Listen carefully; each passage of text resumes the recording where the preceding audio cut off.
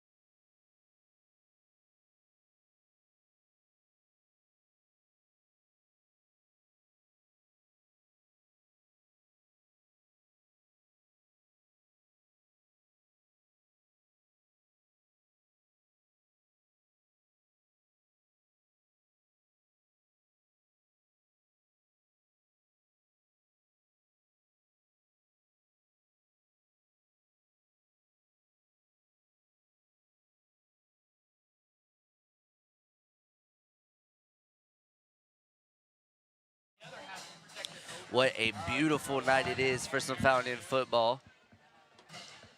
Yeah, can't ask for much more. First round, first home playoff game for Fountain Inn, and it's Yeah. this weather. Like, can't Yeah. ask for anything more. This is a big deal. This is a big accomplishment for this team. Obviously, last year, losing to Greer at Greer in a controversial game, but nonetheless, they did end their playoff run early.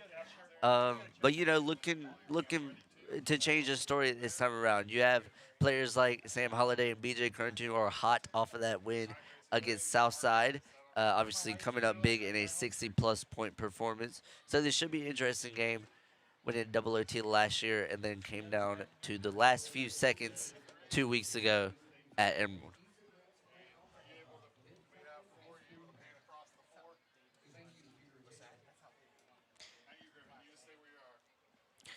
The captain's down there for the coin toss. We are waiting to see what the call is.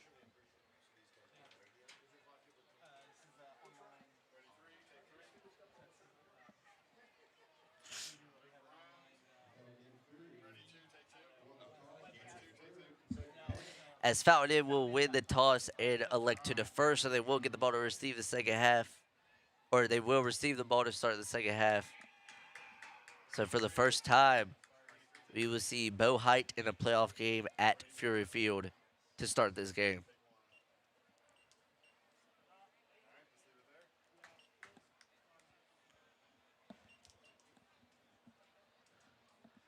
Yeah, and I just want to point out, last week Emerald only beat Lawrence by 6 points.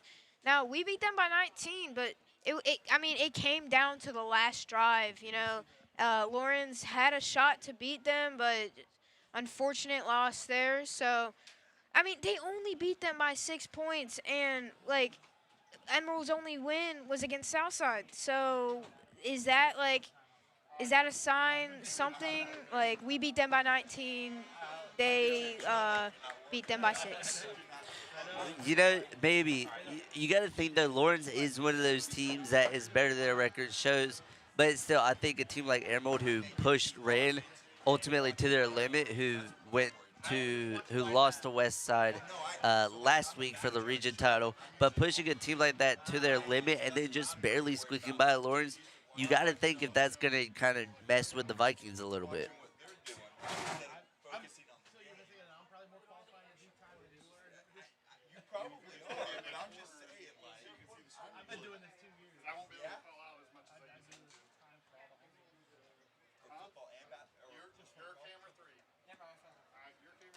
So here we go. Here comes the Emerald return team. And Mr. Caleb Brazico will kick this ball away to start this first round playoff game at Fury Field. at a dark 7:30 p.m. Obviously, with daylight savings, this is the first time that a game this season has started at dark. Will it play into how this game goes? Probably not, but it could be something to keep in mind. Yeah, and Emerald out there, they have Christopher Dean, who has over 1,000 yards rushing out there to receive the kickoff, and they have Deshaun Brewer out there. So they're looking for a big kickoff return. We're looking to pin them deep. Start off the game well for us. Yeah, Brewer and Dean, both very effective players for the Emerald Vikings. As here we go. Whistle is blown. Caleb Rizika gets his first round playoff game underway. High kick. We saw this a little bit with Southside. And Bowing in recovers. Oh my goodness. Colby Flood out there gets the ball. Wow. Refs are talking, and Fountain recovers. Oh my goodness. Way to start off a playoff game. First Fountain Inn home playoff game in team history, and you started off like that. You can't ask for much more. So instead of Bo Height, we will see number 4 Sam Holiday, the dual threat quarterback himself. 20 passing touchdowns through the air, 14 on the ground, 34 in total, posting over 1,600 yards this season so far. Right about a 60% completion percentage. Here we go, 3 wide receivers, 1 running back, extra blocker in that backfield for Holiday. Motion from the wide receiver. Holiday keeps it himself. Holiday's going. 30, 25, 20, 15, 10, 5. Touchdown! Fountain in Fury! Sam Holiday. He followed Bojack as his blocker and then cut away, went to the outside. Amazing blocks by everyone around to get their first play on offense for it to be a touchdown. 2 great plays to start off this game in a row with the kick, with the, like, You talk about setting a game tempo, and Fountain did just that, scoring on the first play on a big Sam Holiday rush, doing what he does best. And the Caleb Brzezinski extra point makes it 7-0 within the first 10 seconds of this football game. Oh my goodness. What a way to start. You talk about Colby Flood getting that kickoff, receiving it. And then Sam Holiday just, he did exactly what I'm sure that play was played, planned to do. You know, Emerald didn't know who had it until Sam Holiday eventually pulled that football away. He stayed with Bojack all the way through, which is one thing that I think kind of fooled the Emerald defense. But now you talk about the Emerald offense. They got to come out and respond in a big way like Fountain did. So it almost about more pressure on Christopher Dean, on Bo Height, on Ted Dubose, the head coach for Emerald, to score on this drive. Yeah, if Emerald doesn't do something here, it could really just keep going downhill because you don't see people coming back 14-0 early. As a proper kickoff return at the 26, Emerald finds a hole. That was number 10 for Emerald, C.J. Morton. That was 17. My apologies, 17, Kamel Hill, the junior wide receiver. So here we go. Here comes Bo Height. Doubles as a baseball player. Top 5 in the state for baseball, according to Prep Baseball South Carolina. But we'll see if that can hold up on the football field. Bo Height over 1,600 yards at just a 55% completion percent, 7 touchdowns, 9 interceptions. Hand off to Christopher D. D goes up the middle. D breaks away. D's at the 50, 40, still going through. Tackled at about the 32-yard line. So a big explosive play to start this game for the Emerald Vikings. Yeah, and hey, it was good for Emerald to start off that way after that touchdown to just get something back. And a great tackle by Colby Flood there. That was possibly a touchdown-saving tackle there. And then you talk about that front view there, hurt. double stack by Emerald. Potentially a play call change from Coach DuBose. Bo Height joined by Christopher Dean. Height snap. Throws it. That's number 22, who doesn't get much of anything, tackled at about the 30-yard line. Number 22, Kerrion Brown, the sophomore wide receiver defensive back for Emerald on that reception. Good tackle by E.J. Lundy there, not allowing Brown to get any more yards than what he got. Brings up a 2nd and 9 at this 30-yard line for the Emerald Vikings. They go double stack again, potentially fooling the Fountain offense, the Fountain defense with a handoff. It is going to be a handoff. Christopher Dean bounces off his man, gets out to about the 29-yard line, and virtually goes nowhere.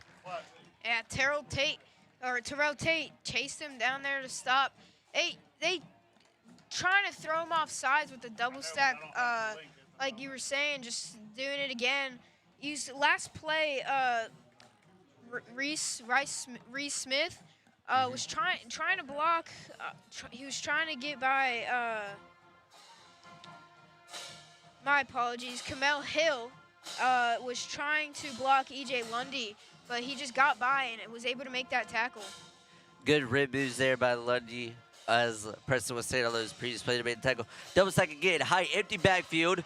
Forced to scramble out the pocket. Still looking to throw. Finds it. Oh, it was nearly picked. He had his wide receiver at the 12. He couldn't come down with it. Nearly picked by number 6, E.J. Lundy, who bobbles the ball. Flag down on the play. Field.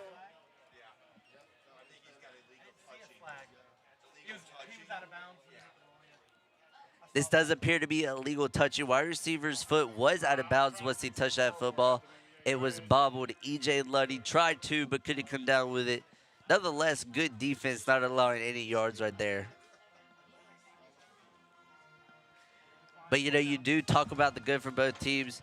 Bo Height did pretty good right there. Obviously having that play awareness, scrambling out of the pocket, but still looking for his targets. He found his wide receiver, but the wide receiver just could not hang on to the football. So it brings up a 4th down for the Emerald Vikings. This offense will stay out on the field. This is a 4th and long at the 29-yard line. Interesting play call from Coach DuBose. But, I mean, I feel like that's what you have to do. Fountain scores on one play. You got to keep this offense out of the field. Try and get some points. Yeah, it's looking like a 4th and 12 there. So here we go. Bo Height, motion from the wide receiver, joined by Christopher Dean in the backfield. Height, snap, hit off Dean. Dean up the middle. Did he get there? He went up the middle. Refs moving the chains. Looked like he got there. Yep. So good run there by Christopher Dean. Gets the 1st down on a 4th and long. Kind of gives a reset for this Emerald Vikings offense. Yeah, he slipped the tackle there at the end. Got him the extra yards. It would have been a turnover on downs if he didn't do that. Double stack from Emerald again. Play call changed by Coach DuBose. 20-yard line. Emerald in the Fountain Inn red zone. Height. Snap. Dean, handoff. Oh, no, faked it. Bo Height had the football. Gets out to the 12-yard line, I think that's going to be. Yeah, and a great tackle by Terrell Tate. Again, he made that possible touchdown-saving tackle earlier in the drive, and he makes another touchdown, or not, excuse me, he makes another tackle that could have been a touchdown, you know? Yep. Those tackles are huge. As Bo Height faked all of us out. 1st and goal for the Emerald Vikings. No more down reset. They have to get in the end zone within these 4 plays. Low snap. They still go with it off of Christopher Dean, who bounces off his offensive lineman, tries to get to the edge, but gets TFL'd.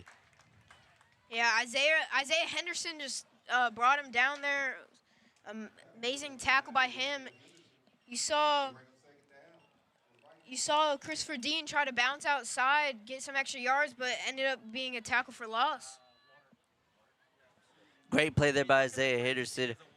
And a big And meanwhile, while talking about defensive ends and TFLs, Tyson Garrett not playing this game for the Fountain and Fury, a big loss on the defensive line.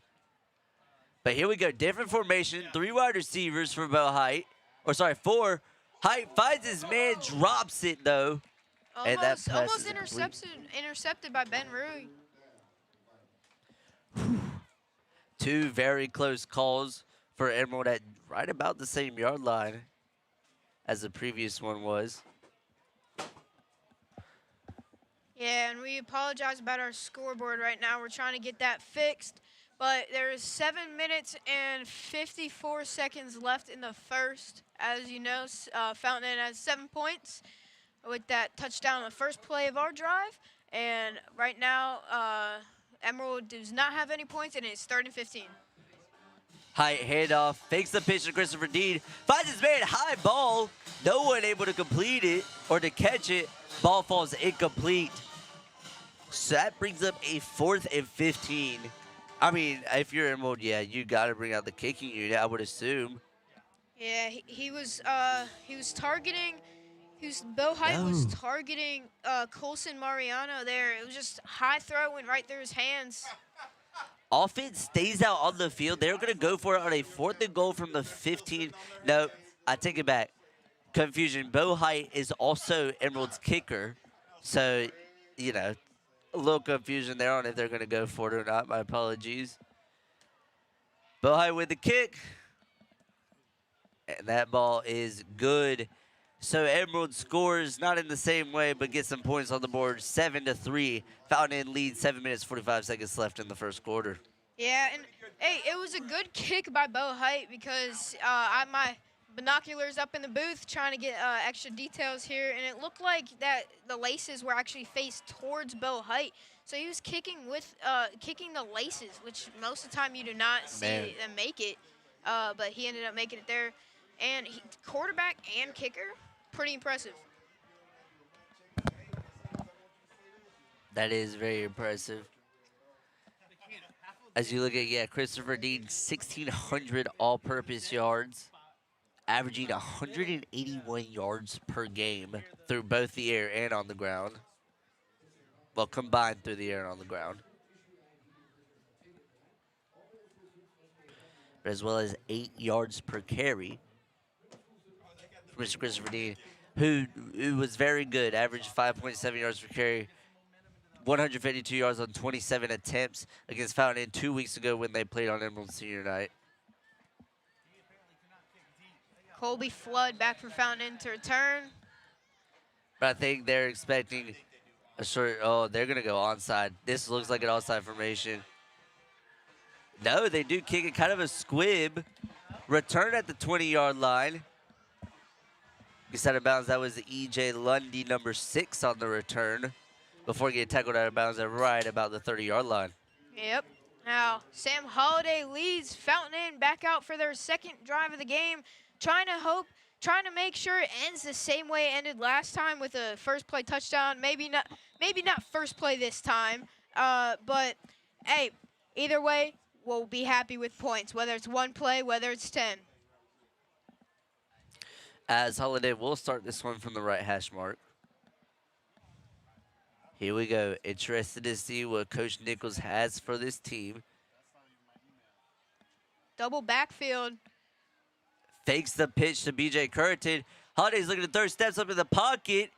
Gets it out to, that was number 11, Ben Rui on the reception. Able to get up, grab it, keep his feet in bounds. Good first down play for the Fountain Fury.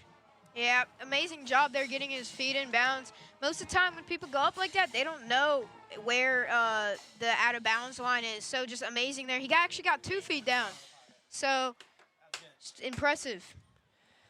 Good play there by Ben Rui as Sam Holiday under pressure. Kind of had to loft that one up, but able to find the ball and make the reception. Here we go, Benjamin Johnson's first handoff of the game. And he's going to get out to about the 48-yard line.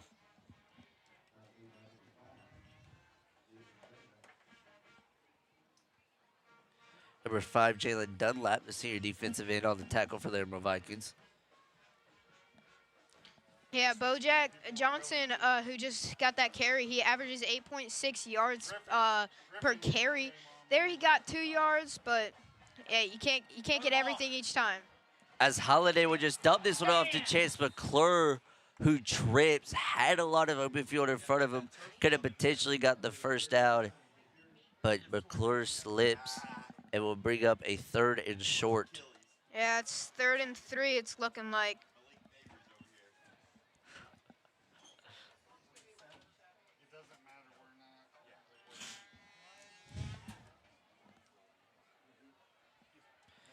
Here we go, 3 wide receivers, 1 back for Sam Holiday. Holiday snap, handoff, Bojack will pull through. Didn't get the first out, it's gonna be close. Looking like he's short. He is short of 4th and inches situation. I expect Emerald, if Fountain is going for this, Emerald will fill this box. They would be expecting a Sam Holiday keeper or just a Bojack Johnson right up the middle.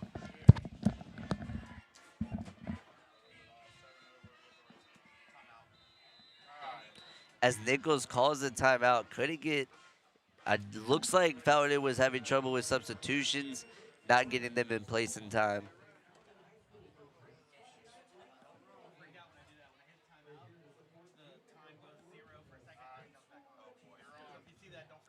Our scoreboard is now back up, so you will now be able to see points, yards to go, down, everything that you were missing out, you get to see now.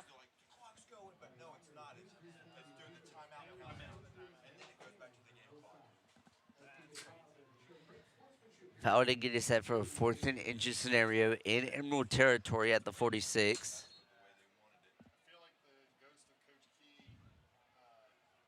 Both tight ends, Chase McClure and Aiden McDowell, on the sideline for this play.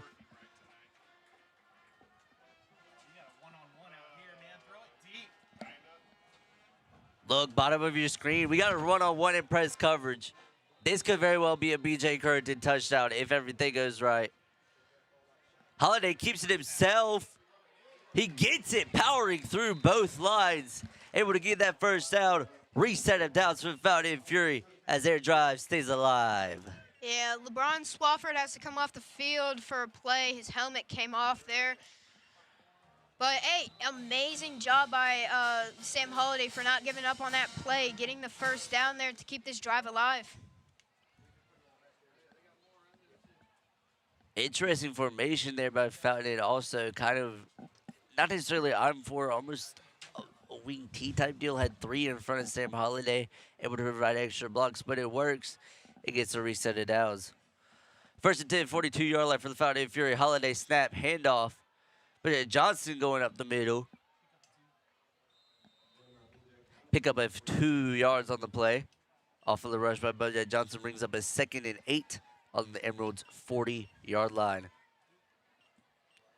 So I think if you're Emerald, your main goal is to keep Fountain in out of scoring position. From where it stands right now, it would be about a 52-yarder for Rizika, who, you know, it's possible, but most is highly unlikely. So Fountain looking to get closer here. 4 wide receivers. 3 to Holiday's right. Looking to throw. Pressured, has to step him in the pocket. Takes off himself. Gets out to the 35-yard line and tackled out of bounds at the 30. So Sam Holiday takes it himself and gets the Fountain first down. Yeah, at the end of the play, he was looking to throw it there. It looked like he was stepping up to throw it deep, and he just found the hole and went right through and got the first down to, again, keep the chains moving, keep the drive going, and we're driving once again. Holiday is also doing an excellent job at evading pressure. He stepped up in the pocket a lot, which is a very good thing. Obviously, Sam Holiday, great play awareness, which is something we have seen throughout all these games. Here we go. They are looking. It appears the Sam Holiday keeper again. 1 wide receiver. No, they fake it. They're looking deep. That's BJ Currington. Wide open. Touchdown. Fountain Fury. BJ Currington on the touchdown. 31-yard reception. Yeah, BJ Currington turned his body around on that play. It's not easy to track the ball, turn around, catch it and keep your footing to be able to catch it in a matter of seconds. It's not easy to do that, and he does it to put the Fountain and Fury up 13-3 right now with the extra point coming, looking to tack that on and make it a 14-3 lead. Wow, what a play and what a catch by BJ Currington. As Ozika boosts the extra point, makes it 14-0. But you saw in a very similar formation, almost the exact same formation that they had on that 4th and inches where Holiday kept it. Emerald loaded the box. Was expecting that to be a rush, but Sam Holiday and Brett Nichols, Coach Nichols, fool everyone and hit BJ Currington one-on-one in press coverage. Good separation there by Currington. Also had about 1 to 2 yards of separation between him and his defender. And as Preston said, able to turn around and make that reception in a touchdown to put Fountain up 14-3 with just under, or just over 4.5 minutes left in the first. And, hey, Sam Holiday on that play, he sold it well. He was tucking the ball like he was going to run and then just step back, set his feet, and throw it amazing. And, hey, we saw them do that same formation where Sam ran, and they do it again. They fold them. They're completely fold. BJ Currington gets a step and, hey, puts the Fountain and Fury up even more. But this is also something interesting. That's kind of what you have to do. You have to pull out new formation. You have to pull out new plays. As both these teams very familiar with each other, obviously played each other 2 weeks ago in a critical region game. That win against the Emerald 2 weeks ago. Part of the reason why Fountain is here and having a home playoff game tonight, as the return gets out to about the 38-yard line. Flag is thrown on the sideline. It's looking like it looks like a late tackle there. Colson Mariano got the return, tackled him late out of bounds.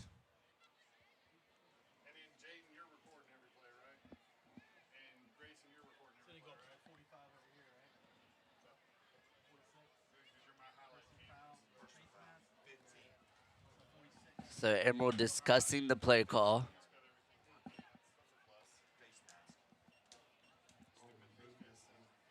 A face mask call on the penalty from Fountain Inn, so that will move Emerald up all the way into Fountain Inn Fury territory.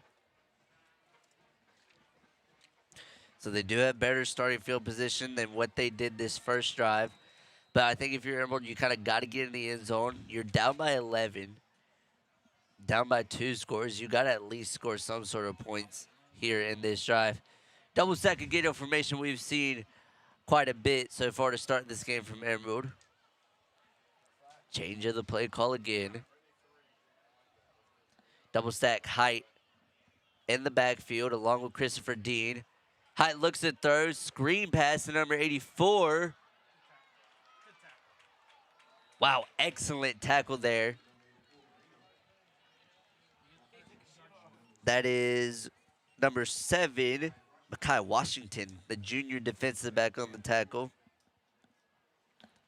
Yeah, and for Emerald, Rakevius Logan had a great block there to let his teammate Colson Mariano get extra yards. You saw the last time they did that play with Kamel Hill, he tried to keep EJ Lundy from getting the tackle, but he just couldn't do that. But this time, Rakevius Logan stepped up. As Bohai will take this one himself. Gets out to the 20. Bohai out to the edge. Tries to juke a man, but gets dragged down at the 20-yard line. But Bohai takes it himself. Good for a rush of 17. As that puts Emerald in red zone territory once more.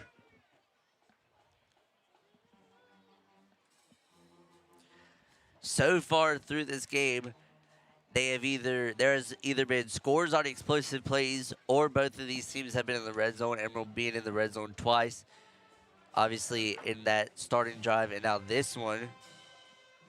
They want a flag for a jump off sides. They would not get it. Double stack. Yeah, that was Cyril Macbeth. Excuse me if I butchered that. As the snap is dropped. It's a fumble. Christopher D recovers though. Yeah, Emerald was looking for the fumble by 99 Macbeth for Fountain Inn, or looking for the offsides, but they didn't get it, and ended up almost not good at all for Emerald. But it was good by them to jump on that and keep it their ball to give them a shot of putting more points on the board. Yeah, number 99, Kirill Macbeth, who was suspended by Emerald and jump offside. Look at this. You have pretty much a full backfield for Bo Height. As Height's going to keep it himself and goes nowhere. That play may be good for a gain of 1. We'll bring up a 3rd and 13 on the 23-yard line for the Emerald Vikings.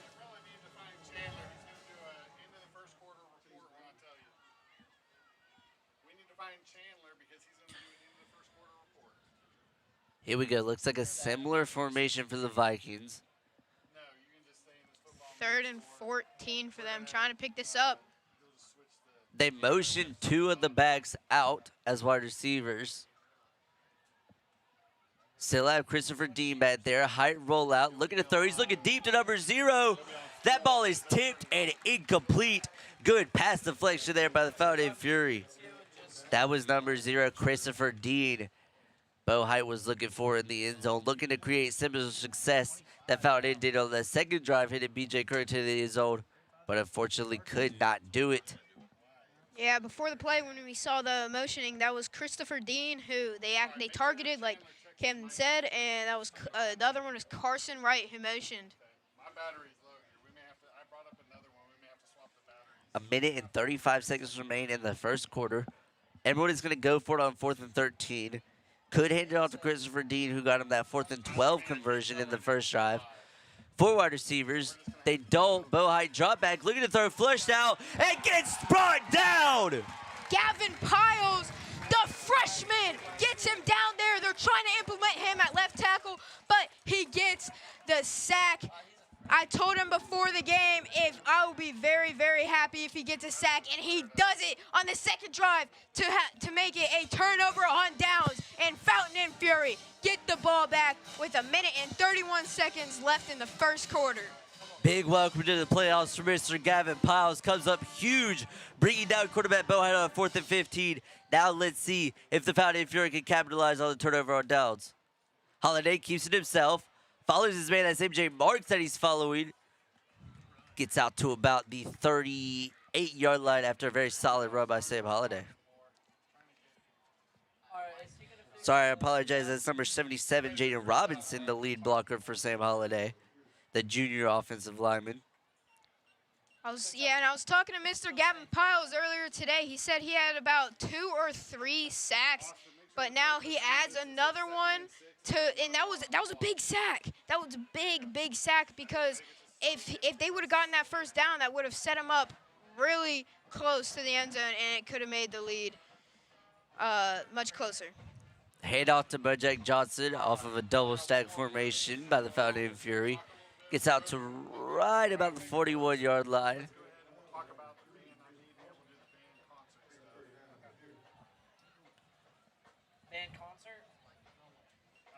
30 seconds remain in the first quarter. Time winding down.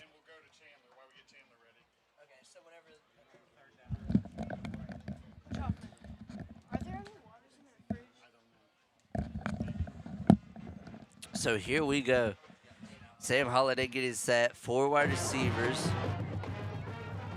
Holiday drop back, looking to throw. It gets brought down by Emerald Vikings, slammed to the ground almost.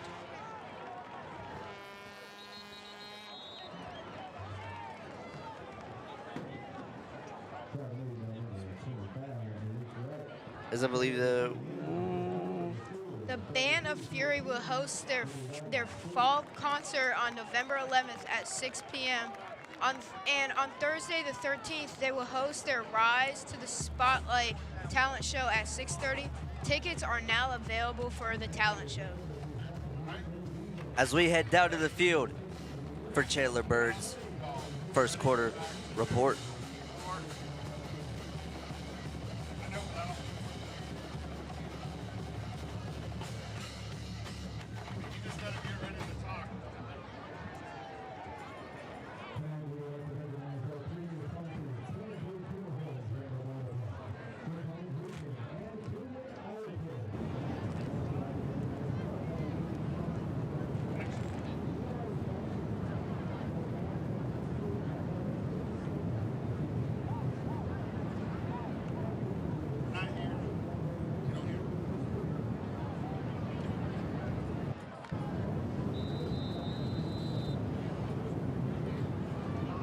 As we apologize, some technical difficulties there on the first quarter report by Chandler Bird. Hopefully we'll get that up and running. As Fountain will put this ball away after the Sam Holiday sack prior to the end of the first quarter. So Emerald has a chance to still make this a one-score game even after the sack by Gavin Piles on Bo Height. But they will have to do it deep in their own territory. This is the furthest that Emerald has started in their own territory so far in this game.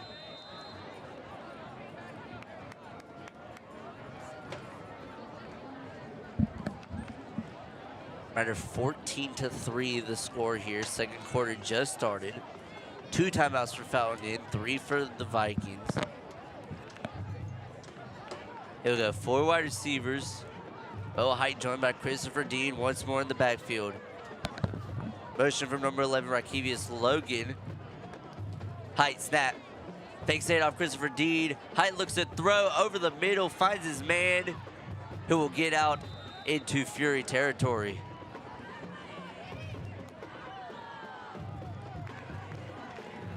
Yeah, Bo Height got Kerion Brown there for the big game. Gets a first down. Now Emerald hopes that they can end this drive in a touchdown. They haven't done that their past 2 drives. Their first one ended in a field goal, and their second one ended in a turnover on downs with that Gavin Powell sack. So here we go, 4 wide receivers. Once more for Bo Height. Handoff to nope. Fake the handoff to Christopher D. Bo Height takes it himself. Good for about a gain of 9. Brings up a 2nd and 1 for the Emerald Vikings. Yeah, number 17 there, Kamel Hill. He redeemed himself from earlier when he had that block that just let E.J. Lundy shed by and get the tackle. But he redeemed himself there by making sure number 28, Nicholas Valverde, could not get to Bo Height. Bo Height ended up getting, how much yards did he get there? I believe 9 yards, 2nd and 1, 38. Motion again from the wide receiver. Height, handoff, Christopher Dean up the middle. D breaks free, will get out to about the 20-yard line. Excellent tackle there by the Fountain Fury, Liberty Christopher Dean. But Emerald steps in to the Fountain Fury red zone for the 3rd consecutive drive. 3 for 3 so far on getting in the red zone for the Emerald Vikings. Yeah, and there's been a hole in that O-line the whole game for Christopher Dean. He's had many breakaway runs, and I think almost each time, Colby Flood has stopped him. So, hey, good job by stopping him, but Fountain's got to do something about that hole in the O-line. Which is something that we will probably continue to see. 2 weeks ago against Emerald, 27 carries, 152 yards. Christopher Dean made up most of those as the wide receiver drops the football. At least had some yards, maybe not tons of open field. And that was Kerion Brown, who had that catch earlier in the drive, which was a big catch for them. That one moved the chains. This one he dropped it. Had some open field in front of him, although there was a Fountain player coming down. But that's unfortunate for the Emerald Vikings. So here we go, 2nd and 10 in the Fountain red zone. Motion from the wide receiver again. As 2 flags come out. That's number 11, Rakevius Logan. As it will be a false start by the Emerald Vikings. And that will put him back 5 more yards. Brings up a 2nd and 15. Emerald now out for the Fountain Fury red zone. 10:24 left in the second quarter. Trying to at least put something on the board here to maybe get the ball back and either take the lead or get this game closer going into halftime. As Height slings this one up to number 84, who comes down. No, it was a fight for the football. The refs call it a touchdown, though. That was number 84, Colson Marino, on the touchdown reception for the Emerald Vikings. So Emerald cuts into this Fountain Fury lead, 14-9, awaiting the extra point. Yeah, Fountain players arguing that as Caden Ferguson actually came out with the ball, although it looked like Colson Mariano had the ball initially, and they rolled it a touchdown for the Emerald Vikings. As the ball is snapped, the play still stands. Extra point is good for the Emerald Vikings, so they have cut into this Fountain Inn lead. Brings up a 14-10 scenario. Fountain Inn lead by 4. And it was a great drive for Emerald. They're redeeming themselves on the past 2 drives. I mean, first drive wasn't bad. They got a field goal. They wish that they would have gotten more, but hey, they make up for it with that touchdown there. That was the most consistent drive for the Emerald Vikings so far that we've seen in this game. As Emerald will get set to kick this one away. As it is Isaiah Castillo, the sophomore offensive lineman out there playing kicker for the Emerald Vikings. Kicker is no longer Bo Height. Saw Bo make the field goal on the first drive. And then, yeah, we saw Isaiah make the extra point there. He's done. He has done all the kickoffs this game, though. So maybe that's what he does. He might do the kickoffs. Might also do extra points. Bo Height seems to be their field goal guy, which I honestly don't hate it.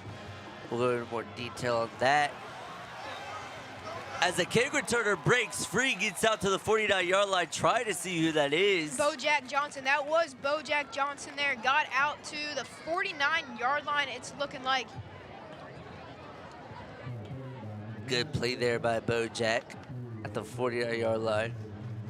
But no, I ultimately don't hate the Bo Height field goal kicker situation, because if you're found in, if their quarterback's their kicker, you don't really know if they're going to go for it or if they will kick a field goal. So I think you need to come out and possibly a zone coverage. I don't think you need to go into field goal block a lot as long as Bo Height is the kicker, because that could eventually fool the Fountain Inn Fury. Double stack Bojack, Jordan Holiday, drop back, looking to throw, looks over the middle, finds his man. That's Ben Rui. Getting out to the 15, still going, touchdown! Fountain Inn Fury. Oh my goodness. At about the 10-yard line, he got a juke. Ben Rui got a juke that ultimately made that play still alive, and then he got another block. I mean, that play cannot be executed any better. They acted like they were gonna do some type of screen early on in the play, but Ben Rui just cut through the middle, had a step, and got in for that touchdown. Ben Rui collected a pair of ankles with him on the way to the end zone. Caleb Razika extra point makes this one 21-10. And ladies and gentlemen, that is 2 drives for Fountain Inn Fury where they have scored on the first play. Good job there by both Sam Holiday and Ben Rui. Holiday for fighting the open receiver in the middle, and Ben Rui making moves to get those yards after the catch, ultimately leading to a touchdown. So now Emerald has to find a way to respond once more. This is a very back and forth game, which is something you love to see. This is what we expected. Obviously, you had the double OT game last year, a final minute touchdown leading to the win 2 weeks ago. So interested to see what Coach Dubose and this Emerald Vikings offense will have to respond.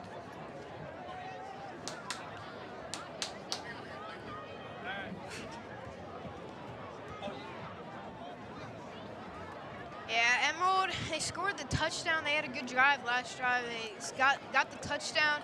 They were hoping that they could have stopped them on that drive to maybe take the lead, stop them again maybe, and go into halftime with the lead. But Fountain Inn Fury will not let up, have not let up, will not let up until we come out of here with the dub.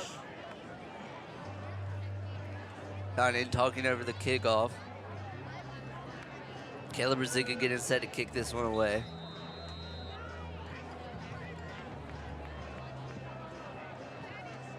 Whistles blow, ball is kicked. Razika pretty high kick towards the sideline, and it goes out of bounds. That will be a flag for kickoff out of bounds.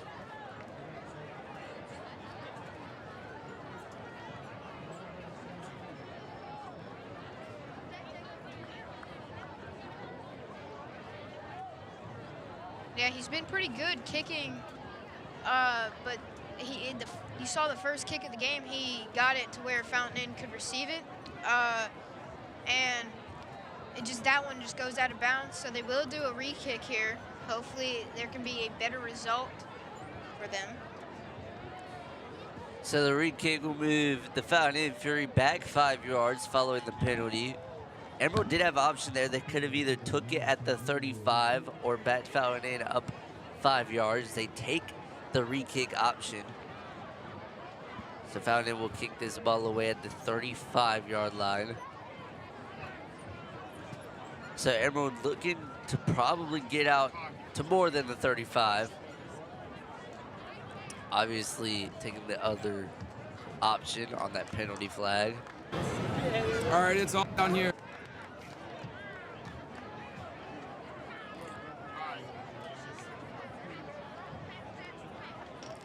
So here we go. Caleb Rizika will get this ball kicked away for the second time.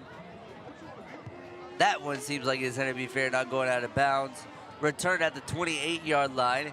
Trying to make a move, but does not get out, so the 33-yard line. So the penalty option does not pay off, as Emerald will be at worse field position than they would have been if they took the 35-yard line option. And that was Christopher Dean, their running back, who got that kick return. He could not make anything out of it, but he's hoping he can redeem himself on this drive, maybe get a big play.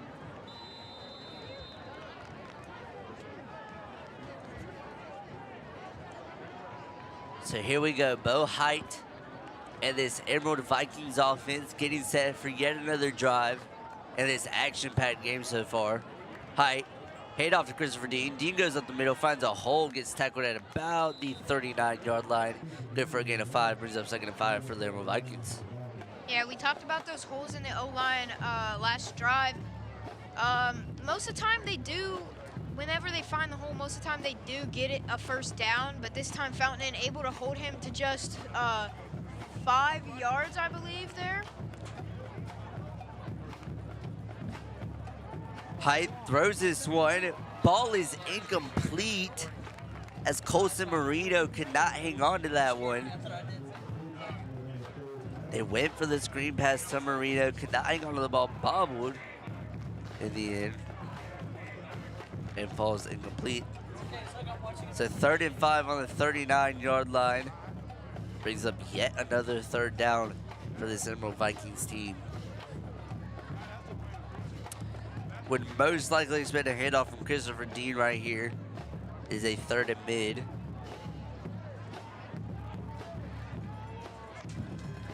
And they do, no, Bo Height keeps it. Was looking for the man short. Oh, but will find his receiver. That was number 11, Rakevius Logan, who was on the curl, was not defended by Fountain Inn at the time. And will just take the easy yards for the first down.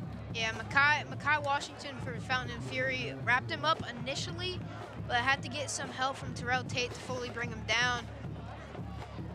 But that was a good play by Bo Height to find him with that rush. And he was looking short for the out route. It was double covered. Had to scan the field once more and found the curl route. 4 wide receivers. Flip from that's not Christopher Dean. That was number 11, Rakevius Logan. Yeah, and Dominic Stopa and Chase Lundy combined to get that TFL there. I take it back, it was Christopher Dean on that play. So 4 wide receivers after the 1-yard Christopher Dean rush. Height snap, fakes the handoff, just finds his man over the middle. Or sorry, to about the left hash. Yeah, it was Colson Colson Mariona there, who had that drop, that incomplete pass earlier in the drive. It was a screen. Maybe he could have got some good yards, but hey, he made up for it there, got the first down, and now Emerald Vikings once again driving back-to-back drives. Here we go. 4 wide receivers. Bottom of your screen is single man coverage. Colson Mariona in motion. As Height will hand this one off to Christopher Dean, who tries to make a move, but ultimately goes nowhere.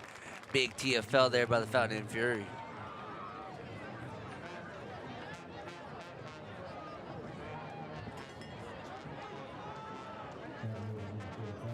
Seven minutes and 26 seconds remain in the second quarter. 2nd and 11 for the Emerald Vikings following the 1-yard TFL and Christopher Dean rush.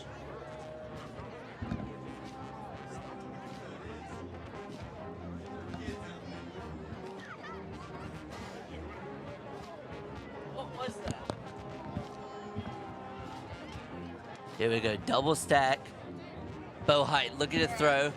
Is looking over the middle again. Finds Colson Marino, who is down at about the 1-yard line, but good reception. Yeah, he found Colson Marino last time where they got the touchdown. That was that was on a line there for Bo Height.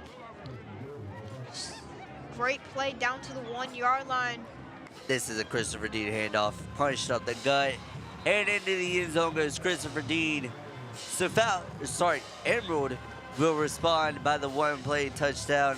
With a touchdown of their own, brings up a 16-21 score, awaiting the PAT by Isaiah Castillo.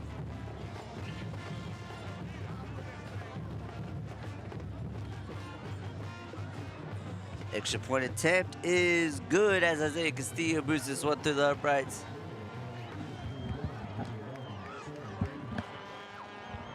Okay.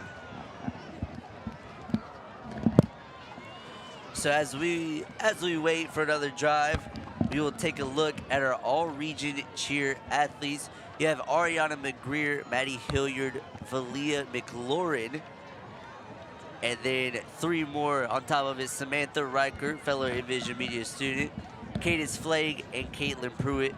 So big congratulations to all of them for making all-region cheer.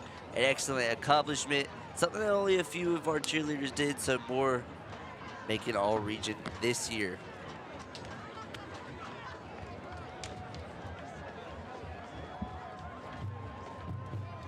It's very cool seeing those players, especially the seniors, good accomplishment for them making all region in their last year.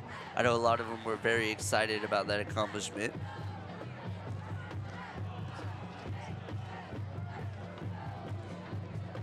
But here we go. Isaiah Castillo will get set to kick this ball off again to the Fountain and Fury. 21-17 the score. Castillo kicks this one away pretty deep. Return at the 15-yard line. That's Bojack. He's out to the 30, 15-yard return for Bojack Johnson.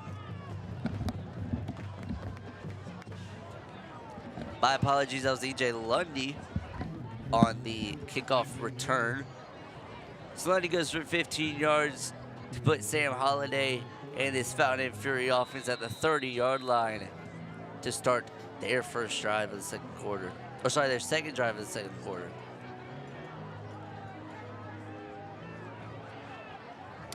Here we go, 2 backs for Sam Holiday, 3 wide receivers.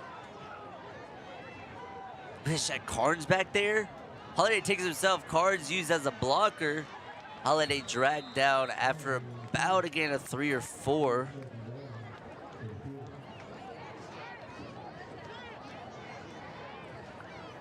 Gain of 4 brings up a 2nd and 6 for the Fountain and Fury offense.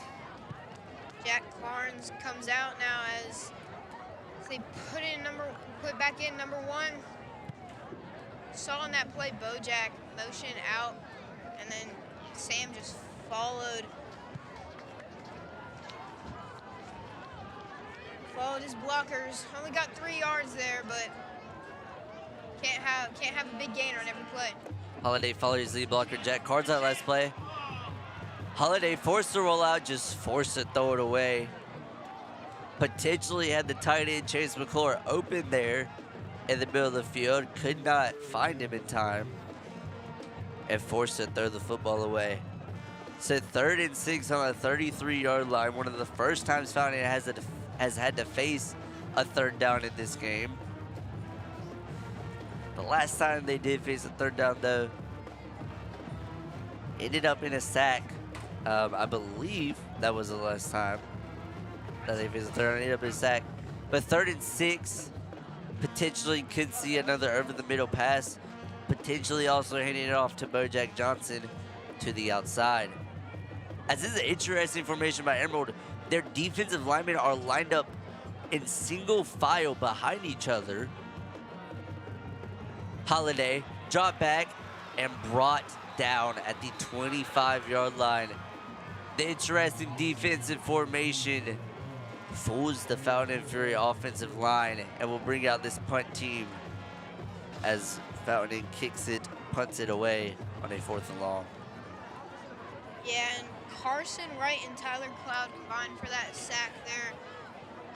It was really weird formation, but hey, it worked for Emerald.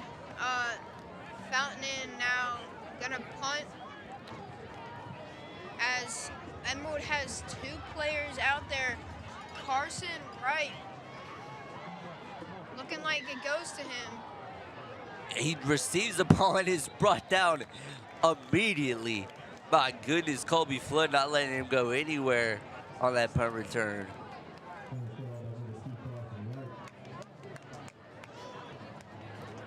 So here we go. The Vikings offense comes back out with a chance to take the lead for the first time this game with a touchdown. 21-17, 5 minutes remain in this first half. Excellent football being played so far by both teams. Emerald with their most consistent drive last time with a big catch by Colson Marino, set up a Christopher Dean 1-yard touchdown run. Yeah, Bo Height really relies on Colson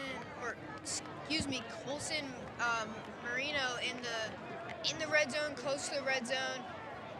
Just always relies on him to get them down close to the touchdown or even in the end zone. As they flip it to number 22, who gets brought down immediately for the TFL. That's number 22, Kyrion Brown, on the flip, kind of jet sweep type deal.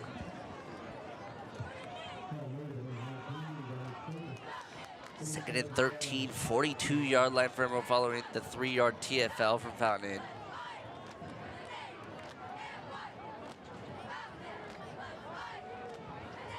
Four wide receivers.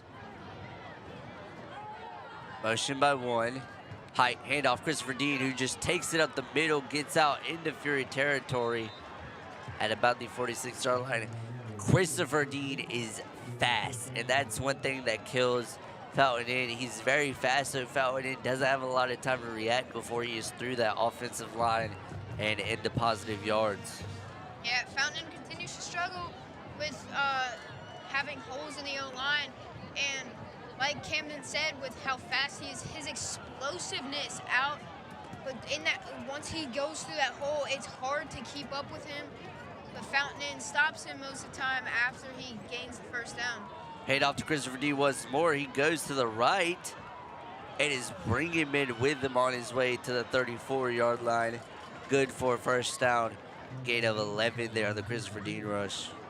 Yeah, and he initially got hit at about the line of scrimmage, but he ended up getting a first down there. That was great run by Christopher Dean.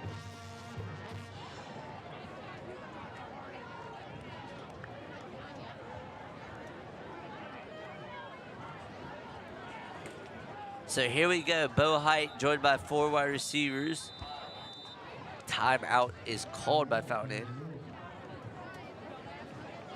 Fountain trying to slow down the Emerald Vikings to make sure that they don't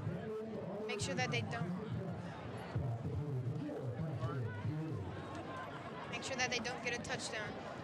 Now, on the recent state report card, Fountain and High earned an excellent rating. Our first graduating class had a 94.5% graduation rate, and over 81% of our students graduated college or career ready. Greenville County Schools reached new heights as our overall graduation rate grew to 90.2. Earlier today, both the boys and girls cross-country team placed 6th in their respective races to qualify for the 4A state championships next Friday at 11 a.m.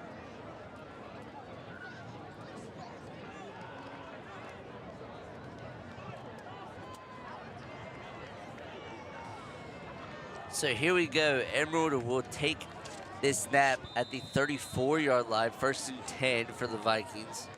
4 wide receivers. Dean joins Bo Height in the backfield once more. Get an extra blocker from the wide receiver, allowing Christopher Dean to get more yards. Tries number 3, Christian Foster, the senior running back, doesn't get much on that play. So Foster comes out, Dean comes in after the 1-yard rush from Christian Foster. 3 minutes and ticking left in the second quarter. Emerald trying to go into halftime with the lead. Fountain Inn trying to also go into halftime with the lead. Fountain Inn trying to stop them here, maybe put up even more points on the board. But we will see as this play.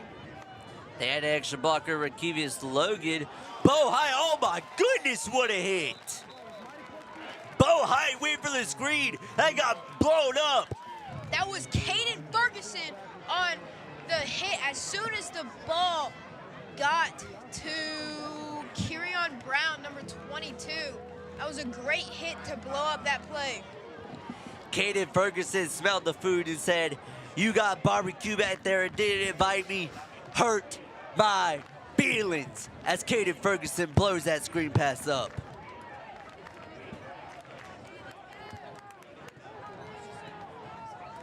Here we go, through our receivers. Emerald trying to bounce back after that demoralizing hit. Bo Height takes it himself. We'll find number 11, Rakevius Logan, on the reception. Yeah, and it looked like he had Colson Mariano down the field. Could have set him up even closer to the end zone. They've relied on him this whole game near the end zone. They didn't do it that time, but hey, they got a first down. So 2 minutes and 10 seconds remain. What a game this has been. 21-17, already a combined 38 points scored in just the first half between these two teams. Double stack, Height, snap. Hey, nope, keeps it himself, goes screen pass again.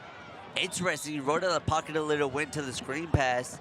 A 2nd and 2 scenario for the Emerald Vikings. Talk about Height and the Emerald Vikings relying on Colson Marino in the red zone. Throw to him there. He ends up getting what it looks like to be 7 or 8 yards there. Or that was 6 yards on the 2nd and 4. Or sorry, 1st and 10, 6 yards, brings up a 2nd and 4. 15-yard line for the Vikings. Handoff, Christopher Dean, who just blitzes through the lines and gets into the end zone. So for the first time this game, the Emerald Vikings have a lead. Flag called. It might be excessive celebration. This one could be coming back.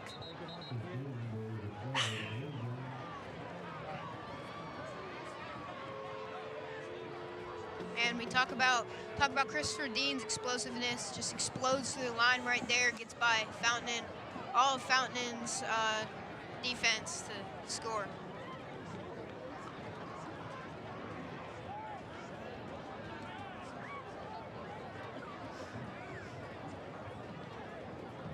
As the refs still talk it over, trying to figure out what the call is. It says excessive celebration was not the call. It's going to be a sportsmanlike conduct.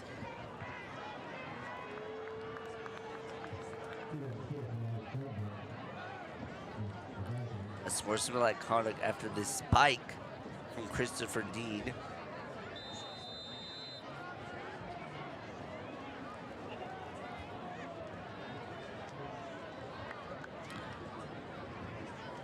Isaiah Castillo getting set. Boots this extra point away and through the uprights. So for the first time, the Emerald Vikings have a lead, taking a 24-21 lead A minute and 17 seconds remain in the second quarter.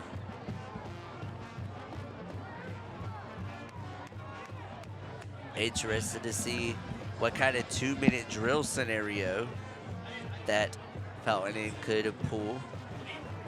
A minute and 17 seconds. You have one timeout left before the half ends.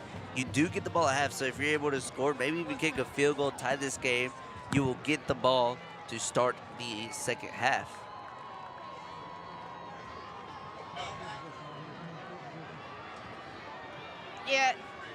Yeah, it would honestly be amazing for Fountain Inn to get a touchdown here.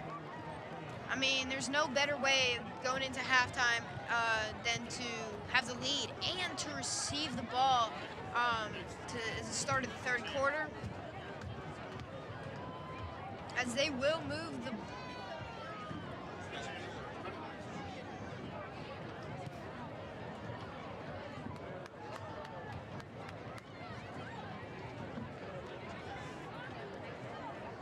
The ball will be placed at the 25-yard line. So Fountain Inn took the unsportsmanlike conduct and decided to tag it onto the kickoff. So Emerald will be kicking this one away from 5 yards outside the red zone, the 25-yard line. Could make for an explosive return here by the Fountain Inn Fury. Fury Castillo got to kick this one short. He kicks it normally. That's Colby Flood. That's our normal kick returner. Watch out. Dull but good tackle there by the Emerald Vikings. Stopped at about the 42-yard line. Flag is thrown. Yeah, as Colby Flood tried to bounce out to the outside, but DJ Lark just read that like a book. Got him down. We'll still look at the flag to see what that is.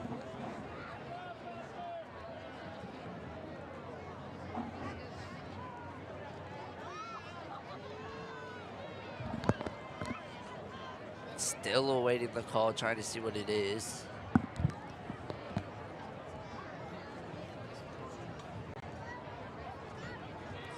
We have a minute and 12 seconds left in this first half. Fountain looking to score, get some more points on the board.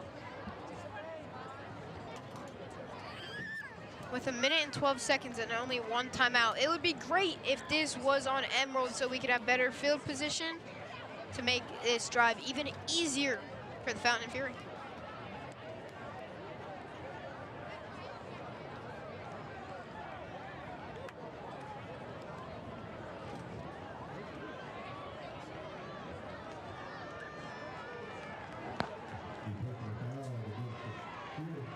So it was on the Fountain Inn Fury. They will move this football back, which makes this drive even harder for Fountain Inn, as it will start right about their 27-yard line.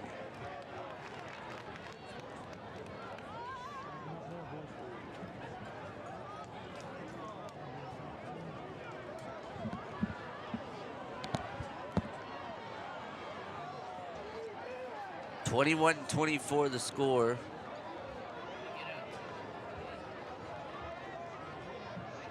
To the 19-yard line. It actually looks like it's going to be at the 14-yard line. That is even more devastating for Fountain Inn with only a minute and 12 seconds and one timeout. They would have to travel 86 yards to get a touchdown. We'll see if we could do this in a minute and 12 seconds. Trying to go into half with the lead. Again, we will receive the ball. Holiday keeps it himself, goes out to the left, tries to make a move, does not get the first down. He stays in bounds there. The clock will run. 52 seconds remaining in the second half. Reminder, Fountain Inn does get the ball to start the second half. So they will have a chance to take the lead in the first half of the second half. Holiday finds BJ Curtin on the screen. Curtin trying to make a move, wrapped up by 3 guys that are brought down at about the 23-yard line. That's going to be 25 seconds and running. We'll see what Fountain Inn decides to do. they might just take this one up into half, maybe try and get another playoff.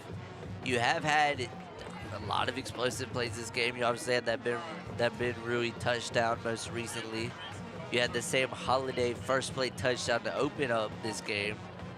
It's looking like Fountain is going to take it to halftime as as Fountain Fury are trailing 24-21. We will receive, trying to make a statement coming into the third quarter.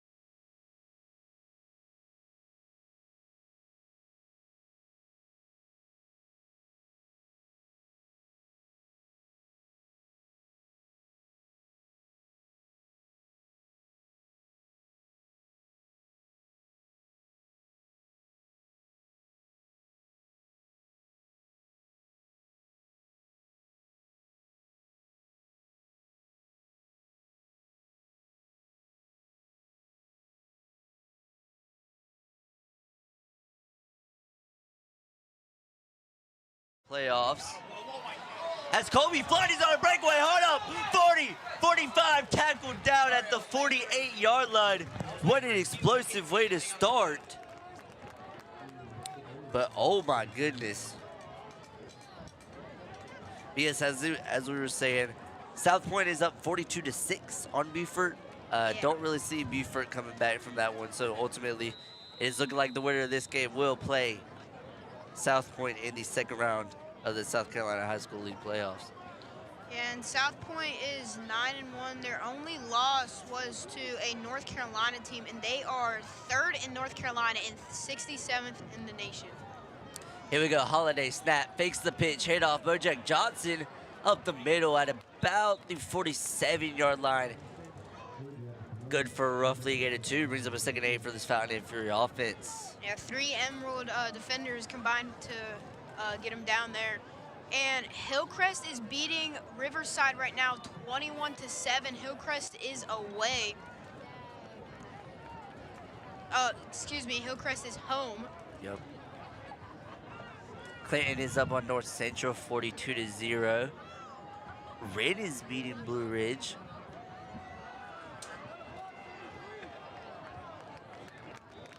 I just want to run up the middle. Good for Fountain and Fury. First down. And that was Bojack Johnson there. Looks like he's actually a yard short. Wow. They called him a yard short. BHP up 49-0 on Palmetto. Woodruff up 28-7 on West Oak. Yeah, Westside is beating Pickens 28-7 at halftime. Malden, it's a 6-7 game. Malden beating Boiling Springs at halftime. That one is interesting. I think a lot of people thought that Malden was going to kind of run away. That one, Boiling Springs put up the fight and not letting that happen, as that Bojack Johnson run is good for a first down that time. Yep, he gets it there.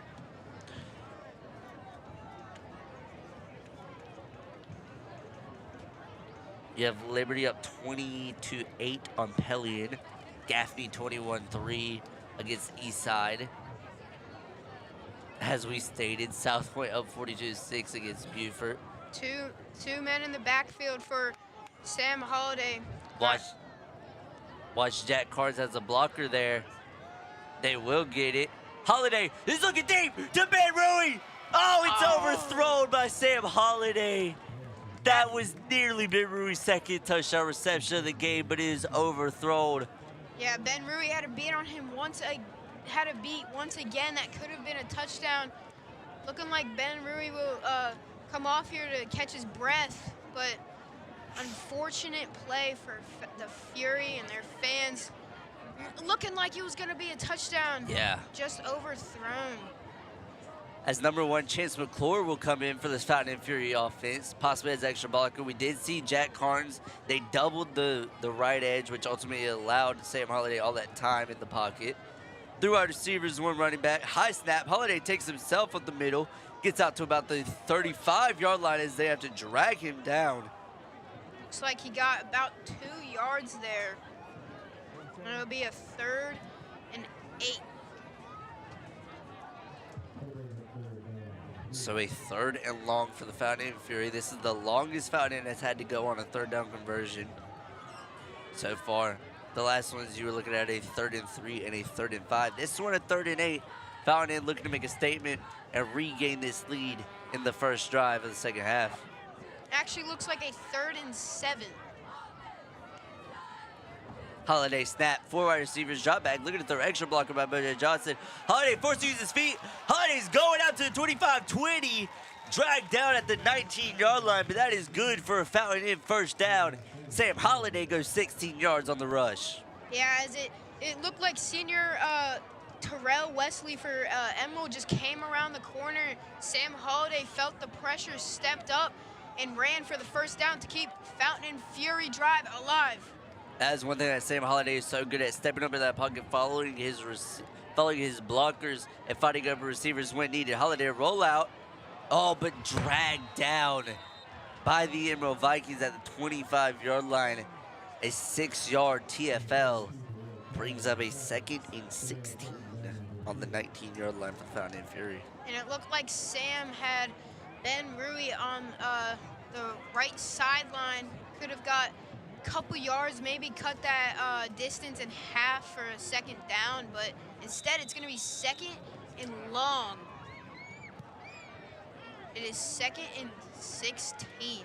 Apologies, it's a 26-yard line, not the 19. I have my numbers backwards. This interesting formation. Extra blockers for Holiday. Holiday's looking to the side for Ben Rui. They want a DPI call. They will not get it. It looks like that ball was uncatchable for Ben Rui. That's probably why PI was not called. Yeah, that ball just highly over the head of Rui. So a 3rd and 16 scenario. We will see what Coach Nichols has in a 3rd and very long situation. I think you at least got to get some yards to make this Caleb Razika field goal better if you are going to go to that. 4 wide receivers, Bojack Johnson joining Holiday. Motion from the wide receiver. Holiday drop back, looking to throw, looks over the middle. Oh my goodness, he had BJ Currington. Sam Holiday not able to make the throw. That is unfortunate for Fountain Inn. The throw was off target, had BJ Currington wide open, could not get the ball in his hands. It's looking like Fountain Inn's offense will stay out. This is an interesting play call. Yeah. I mean, you're down 24-21. You could kick the field goal to tie it, but they are going to keep the. Oh man, I'm interested to see what this is.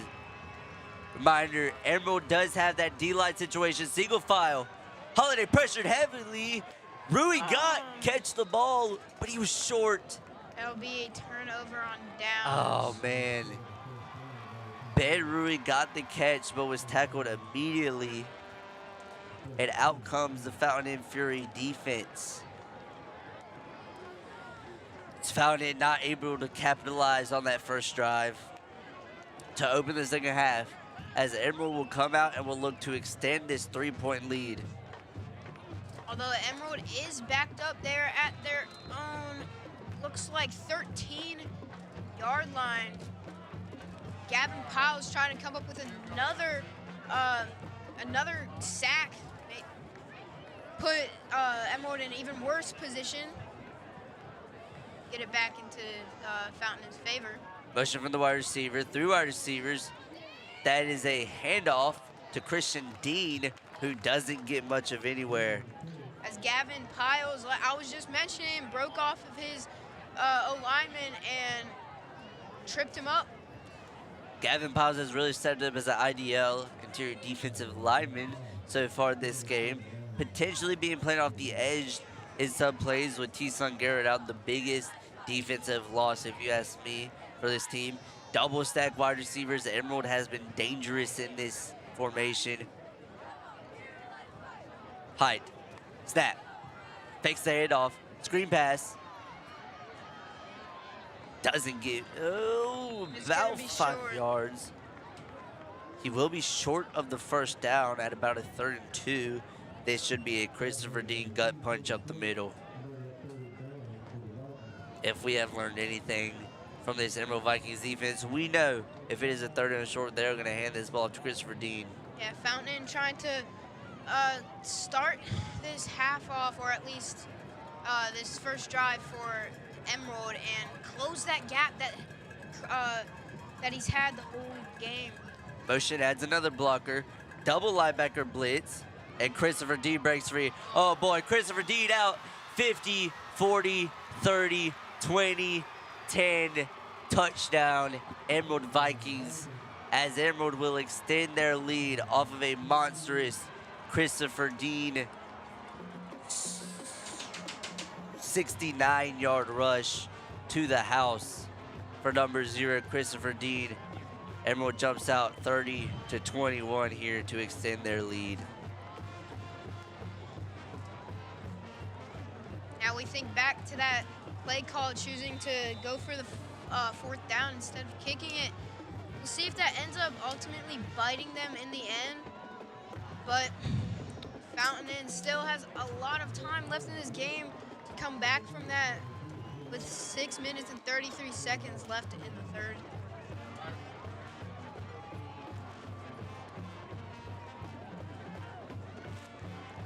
Man, excellent drive there by the Emerald Vikings. Able to cap it off with a 69-yard rush. But if you're Fountain, you gotta respond this drive. I don't think you can let this Emerald Vikings offense back out onto the field, giving them a chance to take a 3-score lead. You gotta score a touchdown right here if you're Fountain. Maybe even a field goal. I mean, you're down by 10. You kick the field goal, you're down by 7. Still a lot of time left in this game. Over 20 combined minutes between the two quarters.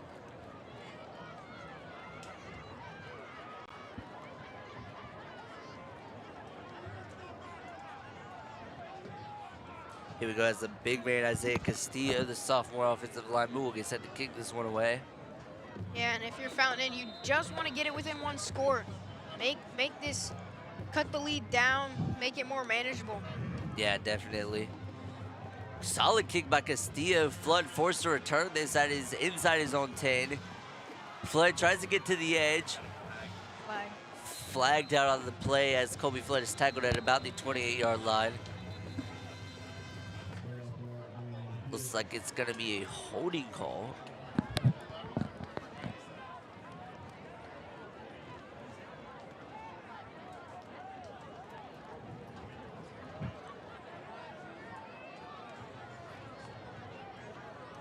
It is holding on the Fountain Fury to put them back even more. With 6 minutes and 25 seconds left in this third, Fountain trying to have a great drive here. As that one will be a spot penalty, so they will start this drive at where the flag was thrown. And that just so happens to be inside their 25-yard line.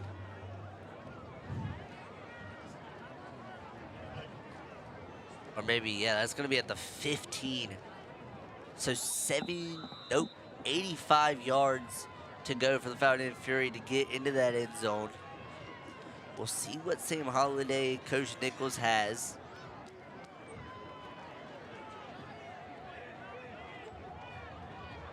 Five wideouts, empty backfield for Holiday. Holiday drop back, keeps it himself. Was looking up the middle, goes to the edge, and doesn't get much of anything. Maybe a yard, if that. Will bring up a 2nd and 9. Yeah, Christian Foster on that play just read it, got in there and wrapped him up to make that only a 2-yard gain for Sam Holiday, as the Fountain Fury are still pinned back. They are at their own 16-yard line. Here we go. Holiday empty backfield once more. Nope, I lied. He has Bojack Johnson back there. 4 receivers. No, I didn't lie. Bojack Johnson got motion out to the wide. The inside route. 5 wide receivers. Holiday drop back, looking to throw. Finds. That's been Rui over the middle. Rui breaks free. Rui's going. 50. Oh, and he's dragged down by the jersey at the 40-yard line. But oh my goodness, Ben Rui with yet another explosive play to light this game on fire once more. Fountain's got some momentum. Yeah, Zario Chambers for the Emerald Vikings saved a touchdown there. You saw Ben Rui break one tackle there, break a tackle, and then tried to break another tackle, but was thrown down. Holiday finds the tight end, Aiden McDowell, who makes the move, gets out to the 32-yard line. Oh my goodness, that is what the Fountain, that's been Rui's 3rd explosive play this game. He has been an absolute monster so far. And, you know, not to say I called it, but I did say, you know, BJ Currington, 11 catches, 108 yards against Emerald 2 weeks ago. Emerald has been covering BJ more, which allows Ben Rui. Bojack runs into the contact, 21 yards. Yeah, Oh, sorry, not 21 yards, 21-yard line. Yeah, as that was it. That was a late handoff by Fountain Inn. Just got through, got a first down to keep this drive alive. And you know, Emerald Vikings, they have Christopher Dean, but we have Ben Rui. 2 explosive players, but hopefully Fountain Inn can use Ben Rui to get another touchdown here. Motion by BJ. BJ's going to take it. About the 17-yard line. Ain't that good for a gain of 3? But yeah, man, Ben Rui has been the guy so far in this game. But going back to what I was saying, BJ Currington, 11 catches, 108 yards against Emerald 2 weeks ago. So, I feel like the mindset would be the Emerald, you want to cover BJ more, but that also allows a guy like Ben Rui to get open as much as he has. Look bottom of your screen, this is single man coverage. Holiday looks to his left. He finds his man! Touchdown! Fountain Fury! As that was a walk-in touchdown for Chance. Chance McClure gets his first touchdown of the year. Chance saw that Sam had pressure. Sam rolled out, and Chance found area that he could be open and got the touchdown to make this lead shorter for the Fountain Fury. And now we are back in this game. Kick is up, kick is good. Caleb Ezekiel will make this a 4-point game. Fountain down 28-31 as we look at this replay. On the BJ handoff, you see that kind of set up Fountain, got him a little closer.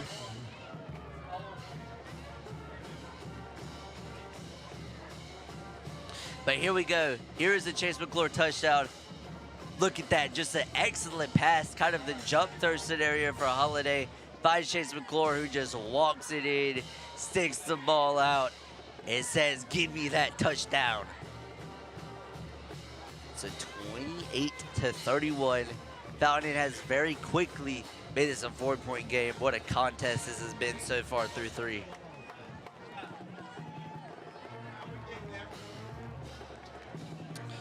Oh my goodness. And what an amazing first touchdown for Chase McClure also. Guys, a Southside transfer, he's more primarily known for his baseball, but has played a good amount of tight end snaps so far this season.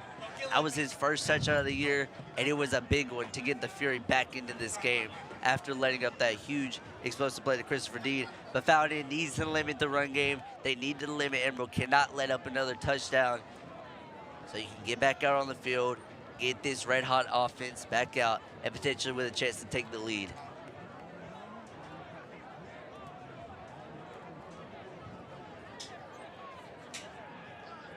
And this crowd for Fountain Inn might be one of the biggest crowds since the beginning of the season, maybe since the first home game versus Malden. It is packed out here. Student section is popping. They've been standing up the whole game. What a game this has been. You have had explosive plays. You've had third down conversions. You have had miracle fourth and long conversions. I mean, this game has had everything. Hence why it is the WYFF Game of the Week this week. Very excited to have that honor. So a reminder, the winner of this will move on to face South Point, given that they closed the deal on Buford in the second round of the playoffs. South Point, the #1 team in the state, as Rizika boots that to the back of the end zone. Will be a touchback, no return for the Emerald Vikings. Yeah, winner of this place, South Point. Very good team. But you know, in the game of football, anything can happen. You know, you see top 10 teams in college football fall all the time, and it can happen just the exact same way in high school football. Yep. They say for NFL, any given Sunday, college, any given Saturday, but for high school, that would be any given Friday. Anything could happen.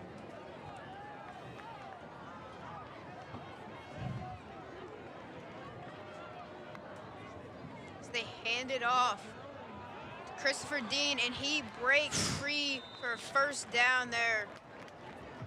Another explosive play from Christopher Dean. Fountain cannot stop them. They have to figure out a way before this game ends to stop Christopher Dean. So yeah, Fountain walking into this one as the 8 seed, Emerald the 9 seed. Will play the winner of South Point and Buford, and then at Upper State, and then the winner of that will play either AC Flora, York, Seneca, or Lancaster. AC Flora and Seneca looking like the matchup on the lower side of the bracket. So here we go, double stack once more for Bow Height. Handoff Christopher Dean, who goes up the middle, doesn't really get much, out to about the 36-yard line. 3 minutes, 11 seconds remain here in the third quarter. 28-31, what a great game this has been so far. This is the last time, most likely, that Fountain will be stepping on Fury Field in this season, so looking to bring it home with a win. But this one, a very close game. You cannot count either of these teams out until the last whistle blows. And we've seen this game. Neither team has given up at all. Yeah.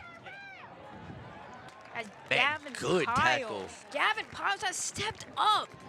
Playoff atmosphere. He's trying to show this team why he is, like, he deserves He's to the be. guy. Yes, he's the guy. A freshman. He gets the starting job. He has been getting the starting job. But today, he really steps up. Big time. With that big sack earlier for the turnover on downs. Motion from the wide receiver could possibly be another handoff. It will be, gets out to the side, tries to break through the middle. But Christopher D will get the first down, will reset the downs. First and 10 for the Emerald Vikings. Fountain still trying to figure out a way to stop him.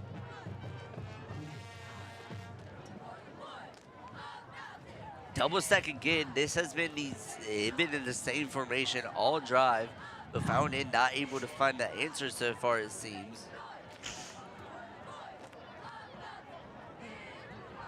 Interesting. Could see a pass here to number 84, Costa Marino, who was very big in that first half, has yet to see the ball in the second half, though. Motion for the wide receiver, adds extra blocker for Christopher Dean, who goes up the middle at about the 45-yard line.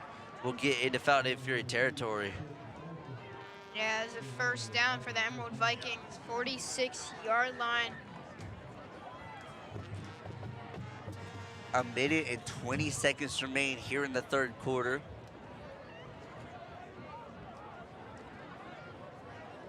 A lot of subs.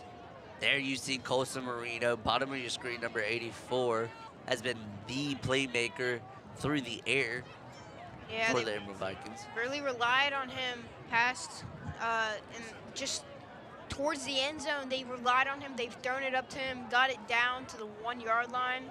Motion to the wide receiver, good zone. He looks Marino again as the ball is dropped by number 22, Karrion Brown, the sophomore wide receiver for the Vikings. Brings up a 2nd and 10. And he dropped one earlier on one of their double stack, or one of their stack screens.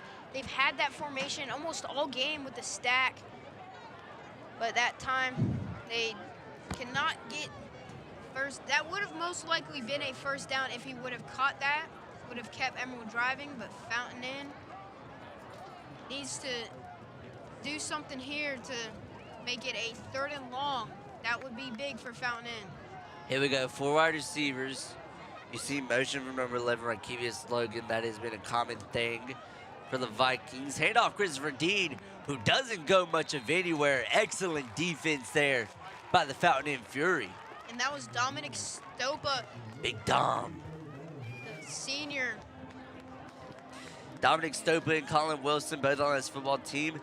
Baseball players, but have switched to playing football this year, even though they're still playing baseball, so they're 2-sport athletes, but this is their first year playing football, who have both came up, pretty solidly in some time.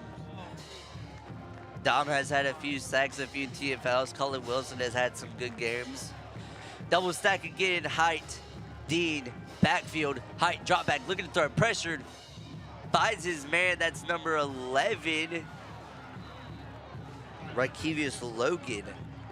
So that will be a first down for the Emerald Vikings to keep their drive alive. The halfback / tight end for the Vikings. As that'll bring us to the end of the third quarter. So with 12 minutes left to play, it is 31-28, Vikings up by 4. All right, there goes the golf team racing right now. Really try. That's all I can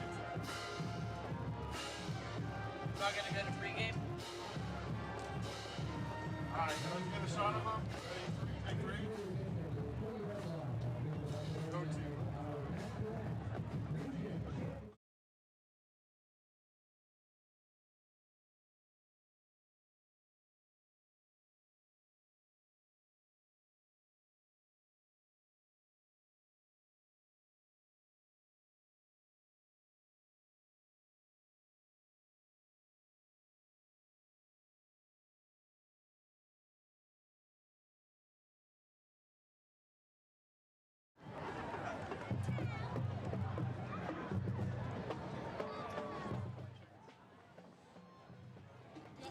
All right.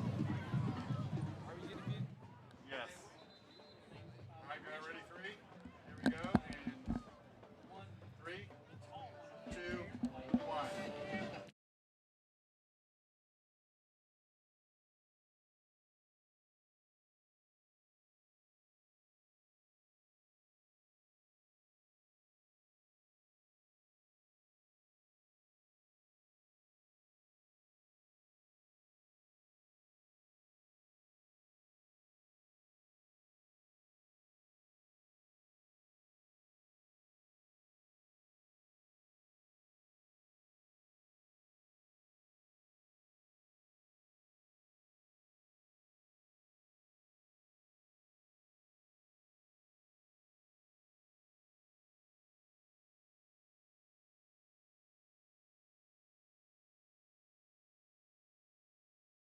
It's always up and down. There's always a little rock you have to get past, but otherwise we've been pretty smooth sailing. Okay. Thank you. Thank you. I'm Taylor Bird, and I'll see you next time. As here we go, coming back from that interview, big congrats to the girls golf team. Big thank you to Taylor Bird, our sideline interviewer down there. As while we were mid-interview, Christopher Dean caught a screen pass out of the backfield, was able to make a move, gets out to the 20-yard line, and is once again in this Fountain Fury red zone. You see some subs coming out. Christopher Dean is out of this game, or out of this play. Christian Foster, the senior running back, comes in. Height, this is most likely a throw, and they put Foster back there to block. Motion again from Arkevius Logan. Height, quarterback keeper, gets nowhere. TFL big time at about the 22-yard line. So 1 yard TFL, but still a TFL nonetheless. Yeah, and Dom Stopa again steps up to. He had the initial contact. Now he didn't bring him down fully. He had to get some help, but he did stop the momentum of Bo Height. So Christopher Dean is out again on this play. 4 wide receivers, 1 running back. That running back being Christian Foster. Looks like zone coverage for Fountain Inn. Motion from Logan. Height keeps it himself. Pressure big time, is looking deep. That's one-on-one coverage, and it is overthrown big time. Bo Height not able to put the bread in the basket that time around.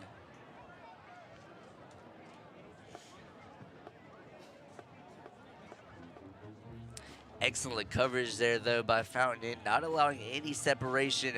So 3rd and 11 for this Emerald Vikings team. If you're Fountain Inn, you gotta stop them here, get this offense back out on the field, and you have a chance to either tie it or take the lead.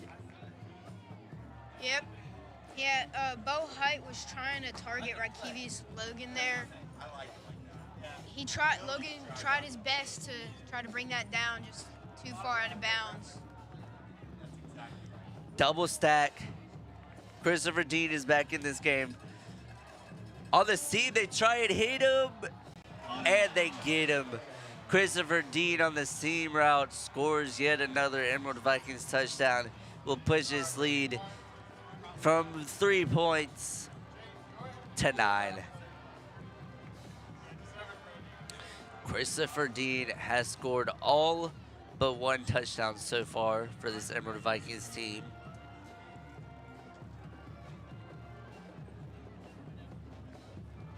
Colson Marino has that other one off of a touchdown reception in the first half.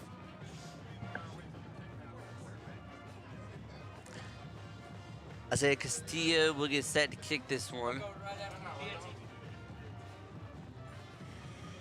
PAT's blocked. Oh, they called the play dead. But we'll look at a replay here on this Emerald Vikings touchdown. Solid awareness. Fountain did everything they could. Bo Height draws back. They had him in double coverage, but just that speed of Christopher Dean was able to get away from both of his blockers. As Fountain once again goes down by 9, not 10 off of the failed PAT, or sorry, blocked PAT, but still a 2-score game nonetheless.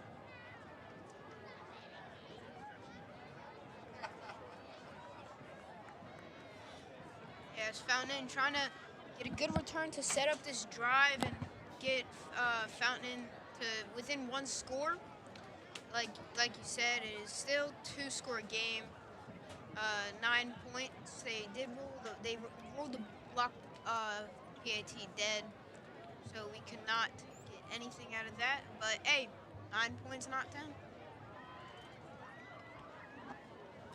But so as we were saying previously in this playoff scenario, South Point Beaufort, South Point being the 1 seed, Beaufort being 16, number 8 Fountain Inn, number 9 Emerald going at it right now. Number 5 AC Floor, number 12 York, and number 4 Seneca, and number 13 Lancaster. As Colby Flood gets out to the 43, 44, 43 yard line. Good return there by Colby Flood. Like I was saying, trying to get a good kick return to set Fountain and Fury up, and that's what they do. They answered. As South Point is up 56-6 against 3-7 Beaufort, so in the third quarter. So South Point most definitely will win that game. Who will they face? Only time will tell here in this one. Holiday, snap, 4 wide receivers, drop back, looking to throw. Bojack, extra blocker, finds his man. That's Aiden McDowell. Catch. Excellent catch there, able to hang on. As he jumped up to catch it, and I mean he was hit as soon as the ball got to him, and it was a great job there putting on. As he is on the bottom of your screen right now, you can barely see his helmet on the broadcast. 49-yard line, Holiday quarterback keeper takes it himself, gets out to about the 44-yard line. As it is just a dog pile right there, trying to get Sam Holiday. Will be a first down. 9:39 left on the clock. The clock is now running. It's supposed to be. So here we go. You got Aiden McDowell, Chase McClure, BJ Currington, Ben Rui, the wide receivers for this one. Bojack, Joy, Sam Holiday. Not many deep for Emerald. Finds a quick route to Chance, who's still going before being tackled down at about the 29-yard line. But that is good for Fountain Fury. First down off the 15-yard reception. Yeah, and for Chance. number 1, Chance McClure. And Chance there slipped a tackle at about the 35-yard line to get those extra yards at the Fountain Fury first down. 9:13 on the clock. Here we go, Holiday drop back, looking to throw. Dumps it off to BJ Currington, who's got room. Out to about the 15-yard line. Good for a first down, 12 yards gained on the play. The Fountain and Fury are driving. They are not giving up. They will not give up. This is Fountain and Fury's first home playoff game in program history, and they are trying to let Fountain Inn come home with a victory in round 1 to be Fountain Inn's first ever home playoff. This quick pace throw off is top of your screen. Ben Ruiz in press coverage. They look BJ Currington, flag! That's going to be defensive pass interference on the Vikings. Sets Fountain Inn up perfectly.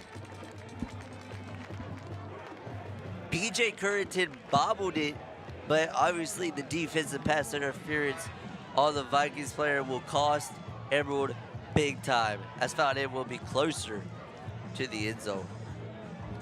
But yeah, this no-huddle, quick-paced offense for Fountain Inn has proved to be worthy so far against this Emerald defense, not seeming to find an answer so far. Emerald will have a second to take a breather.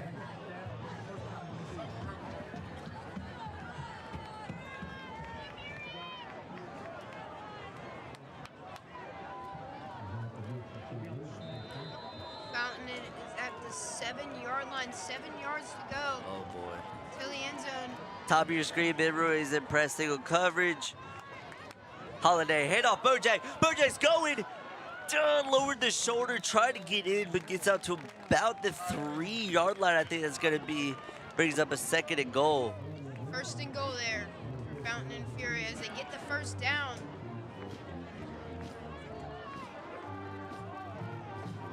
Fountain Inn will not give up, has not given up, and are continued to drive it. Man coverage again for the wide receivers. High snap! Oh no! Oh my goodness, everyone just recovered, I think. Oh no. Oh my goodness.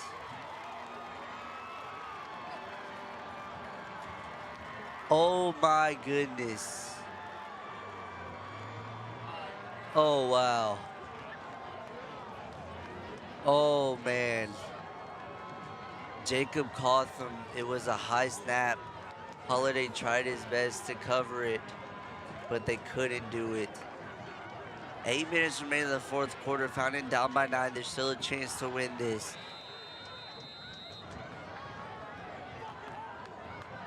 If you're Fountain, this is where you got to step up. You got to stop Emerald right here. You cannot let up more than 7 plays on this drive. Yeah, with 8 minutes left, time is a value here. Motion from the wide receiver. Motion from Logan. Dean in the backfield. Handoff again up the middle. Doesn't go much of anywhere. Stopped at the goal line. Or sorry, not the goal line, line of scrimmage. That will be a 1-yard gain. 2nd and 9 for the Emerald Vikings.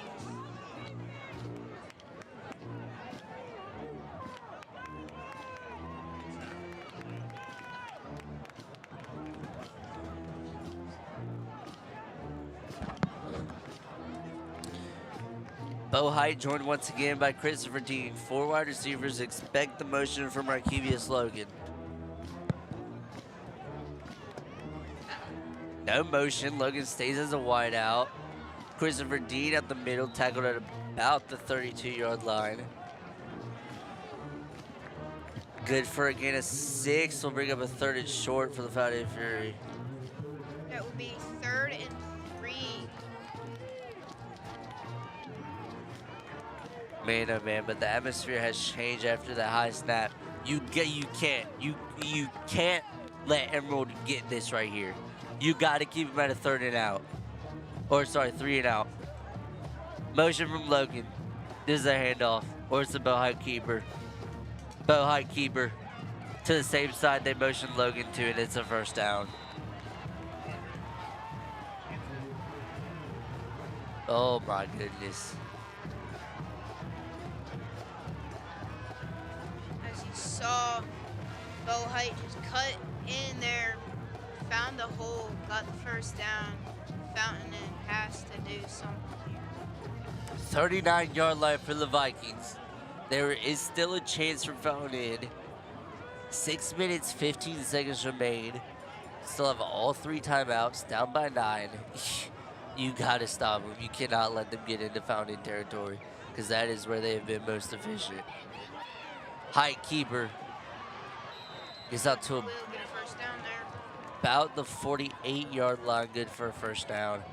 And Emerald has entered Fountain Inn Fury territory.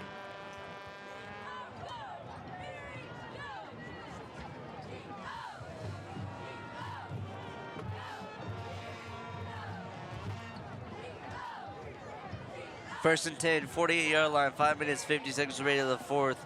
Fountain Inn down by 9, trying to make a miracle happen.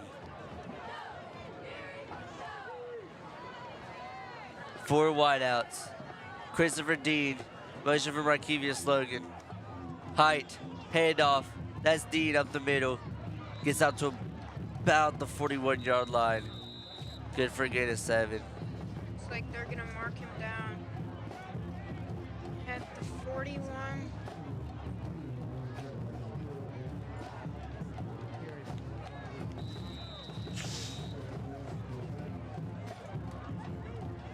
Five minutes and 27 seconds left in this ball game.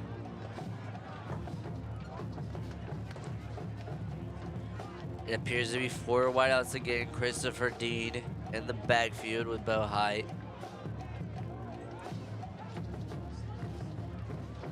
Motion from Logan once more. Stays on the same side, doesn't go other side. Dean handoff up the middle. Christopher Dean out to the 30-yard line. This run game has been tearing Fountain into shreds all game long. Similar to what happened 2 weeks ago. 27 carries for 152 yards combined between the backs 2 weeks ago at Emerald.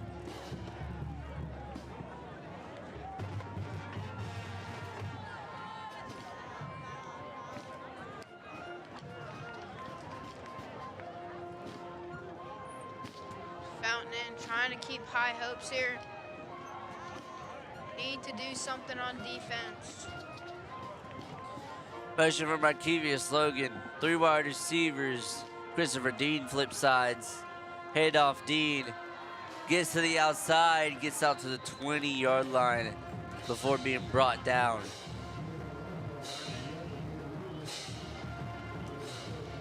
Ben Rui on the tackle.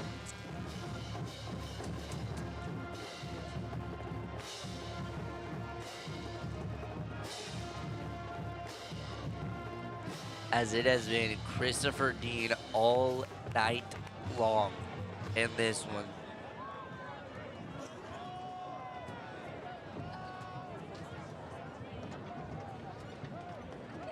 The thing is, Emerald is a young team also. I believe only 4 or 5 seniors on this team, so they are only going to get better.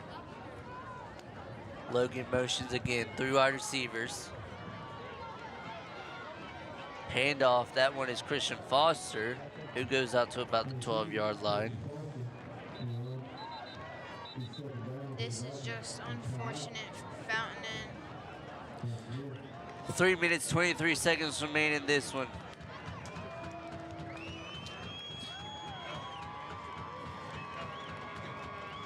And congratulations to our GoFountain.com Athlete of the Week, BJ Filson. BJ scored his first career touchdown in the season finale versus Southside. Big congratulations to BJ Filson. I know we up here in the booth loved seeing him score and seeing his touchdown against Southside last week. 3 minutes, 23 seconds remain. Fountain down by 2 scores. Is the game out of reach? No. Is it unlikely for them to come back? Yes. But all you need is a little bit of hope, faith, and belief, and anything's possible. 37-28 the score. 3 minutes, 23 seconds remain.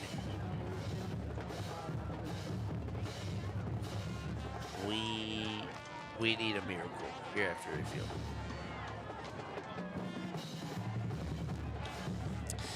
As Emerald is set up inside Fountain's red zone, 12-yard line, 2nd and 2, 2 yards for the first down. That's all Emerald has to get. 4 wide receivers, none in motion. Nope, take it back. Rakevius Logan in motion. A shift from the D-line. Unclear, some communication issues. Christian Foster will take this ball out to about the 7-yard line. This is just unfortunate for Fountain and their first home playoff game in program history. Nobody wants it to end as a loss. 3 minutes and 5 seconds left in the 4th quarter in this game. Emerald 1st and goal on the 8-yard line.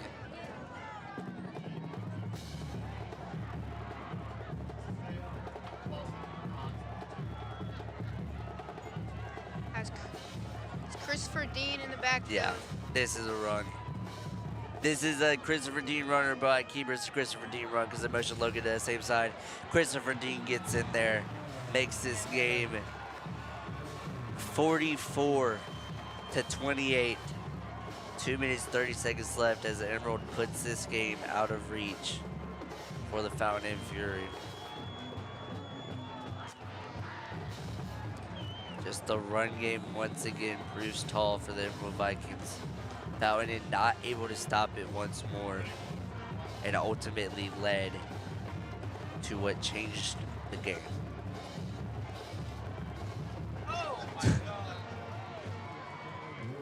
As the PAT is good, we'll take this one from a 43 to a 44-point score. Sorry, not a score. I take it back. 43 to 44, Emerald up 44 to 28. Still a 2-possession game. Fountain genuinely needs a miracle. They are up by 16 points.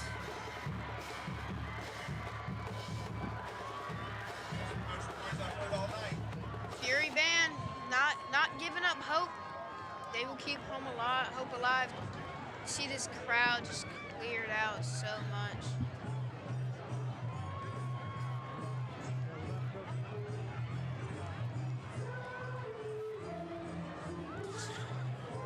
Scoring 16 points in 2.5 minutes is not unheard of, but it is unlikely.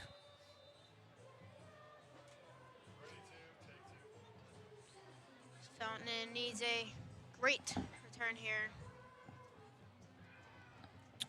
2 minutes 35 seconds remain. Kick is away, returned by EJ Lundy, who laterals it to Colby Flood. Flood runs into his man, tackled at about the 31-yard line.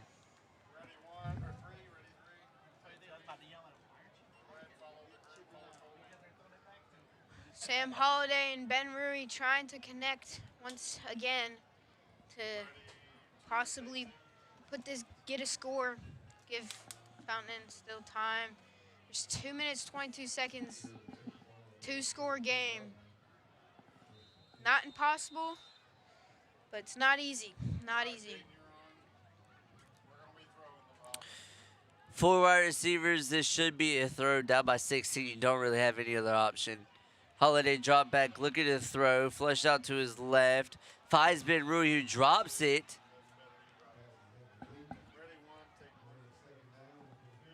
Second and 10, 32-yard line. Fountain down by 16. If you think about it there, though, he would have caught that and got tackled right away, and the clock would have continued to run. So, was that something good? Get a couple yards, but clock goes down a lot. 4 wide receivers. Holiday looking deep. Finds B.J. Currington at about the 50-yard line. Makes a move. Cannot get out of bounds. Fountain is going to be hurrying up. They need to get out of bounds here. Need to do that. 2 minutes, 9 seconds remain. 4 wideouts. Bojack Johnson joins Holiday in the backfield. Holiday drop back, looking to throw, looking deep. To Ben Rui. Oh, he drops it. The ball was punched out by the Emerald cornerback. Ben Rui not able to hang on to that football.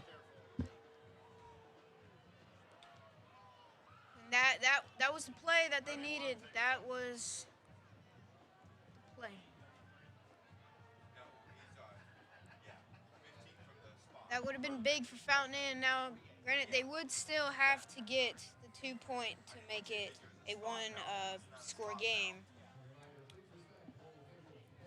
A minute and 54 seconds remaining, 44 to 28.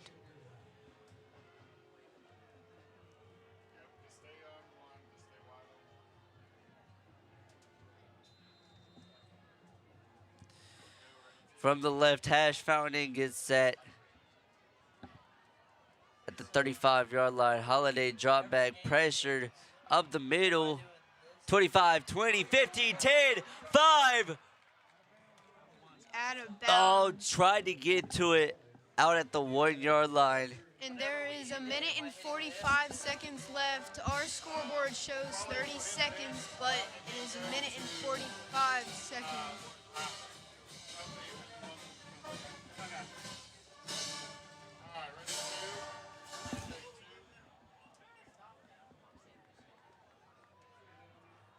There's a minute and 45 Ball on the 1 yard seconds. line. Holiday under center. They're going to try and push him. And he does not get in. Clock will run with a minute and 35 seconds left. Timeout is called by Fountain. As our scoreboard shows 0 seconds left, but there is a minute and 37 seconds. Austin, can you bump our score up to a minute 30? The time's at 0, which should be. So Fountain just trying to make the score a little better at this point. It's a very low chance that they score 16 points in a minute and a half, especially given Emerald has another drive after this one. Yeah, and our computer is not on the same page with the live stream right now. Fountain just trying to think of how they can make the score better, how they can get this ball into the end zone as they are on the 1 yard line. There is one timeout left for the Fountain and Fury.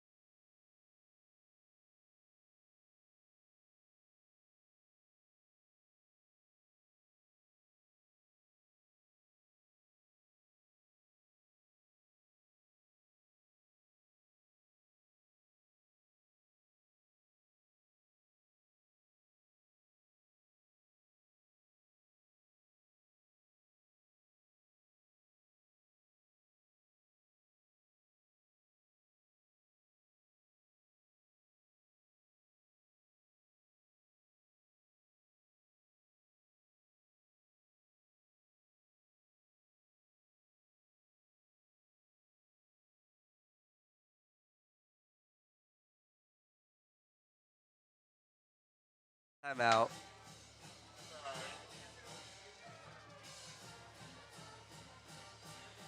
This is the biggest play of the game. If we get this 2 point,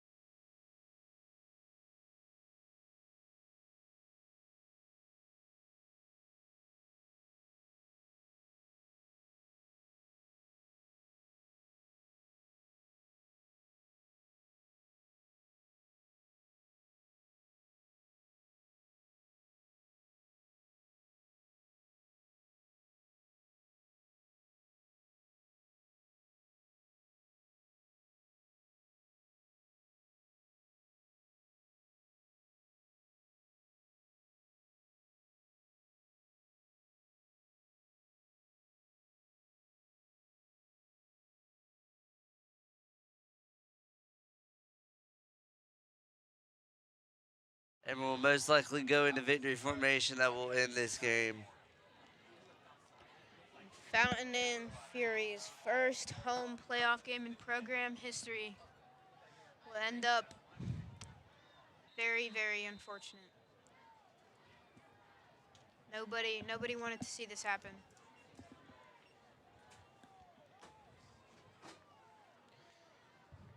A lot of seniors on this team really hoped to make a playoff run, as this would be their last one. Height in the backfield, joined by Christopher Dean. Take a knee, minute 30 seconds remain. Emerald just winding this clock down. Fountain calls the timeout.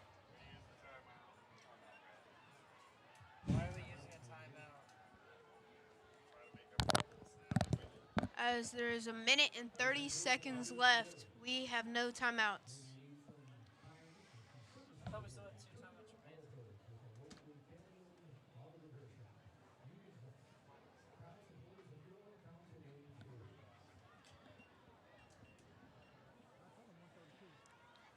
I mean, there's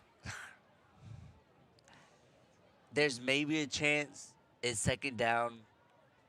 So, I mean, Emerald kneels this once. That takes the clock down 40 seconds. You're sitting at 50. And then if they end up kneeling it again, that will take 40 seconds off to that 50-second clock. So, I mean, realistically, Fountain will have 10 seconds to score a touchdown if Emerald does decide to kneel it on fourth down. But I would not be surprised if they run this ball to Christopher Dean to try and get a first down, then kneel it from there. 3 wide receivers. Handoff, Christopher Dean doesn't get much of anywhere. Was a high snap. Fountain is looking for anything that they can get. High snap, fumble, mistake by Emerald. And that keeps their hopes alive, and it is a minute and 10 seconds in running.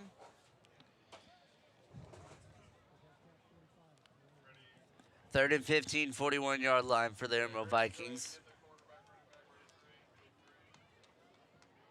They are just wasting as much clock as they can. Awaiting the play call from Josh Dubose. 50 seconds now, and running. 3 wide receivers, Mo Height, joined by Christopher Dean in the backfield.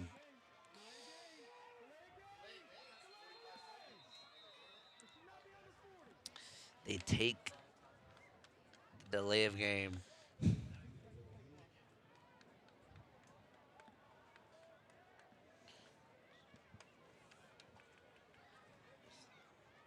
Fountain needs a miracle to win this football game.